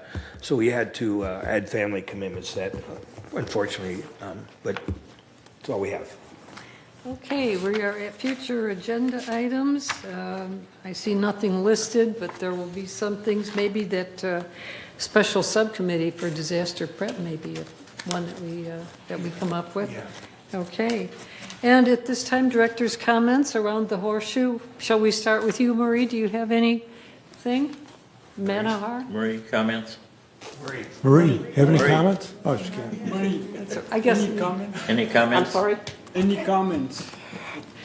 Great meeting as usual. Thank you so much. Love it. Manahar? Okay. Yeah. Kush? No comment, thank you. I want to make one comment. The Space Planning Committee is more than Building 8. Oh, much more. But behind all of this, Building 8 or whatever, we have to find a proper home for our security department. We owe it to them. And for years, we've been screwing around, moving them around. And I hope eventually we'll get to it pretty quick find a proper home, find a plan to give our security people a proper home. That's all I have to say. Ellen? What if a resolution was passed last month and you object to it? Because we are at our 28-day, right? And so an objection, so a director can bring it up. And because I heard Georgiana, and this is the one about the music room, I object to it because we have so many drop-in facilities, and we're going to have to invest money. And this is the money that we're going to have to invest in this room. I don't see it being 25,000. It will be more like 50, maybe 75. I would like to see that just be a rentable space, period. Drop-in facilities become an expense, a shared expense to the entire community, even though you may not use that room. So I would like to take Georgiana's objection. I would like to object again, and I would like to see if I have any other directors, and I hope Brett Reinhardt is listening. I don't have Brad, I don't have Steve. If he's not listening, I mean, it doesn't matter, his name could be there and it won't matter. So, do I have, Marie, do you agree? I mean, I don't know. Let's go what do around we do? member comments. Yeah. You know how to politic this Okay. subsequently. Okay, thank you, duly noted. Martin? I don't agree. Oh. I love that we cultivate the music in the village that people can drop in, but that's just my point. Anyways, great meeting. Egon? Yeah, I've got a couple comments. First of all, just to follow up, Ellen, I agree with that because what's come out is every time somebody just keeps changing this thing, we have no specific plan, not surprisingly, and we asked for money once again. And the president of the music club, when he spoke, said he didn't need anything. That's a good guy. There you go. The other thing is, I think one of the things that makes our meetings less effective and our discourses less effective is we often talk past each other. We say something and the person stands up and answers something else. One of the habits of of highly effective people is to listen to what the other guy's saying. Let's communicate better. Let's think about that a little. Plenty of room for improvement there. Thank you. Yes, indeed. Okay, at this point, we will recess until noon, and we will then go into closed session. Thank you all. Allison, can't we delay that resolution?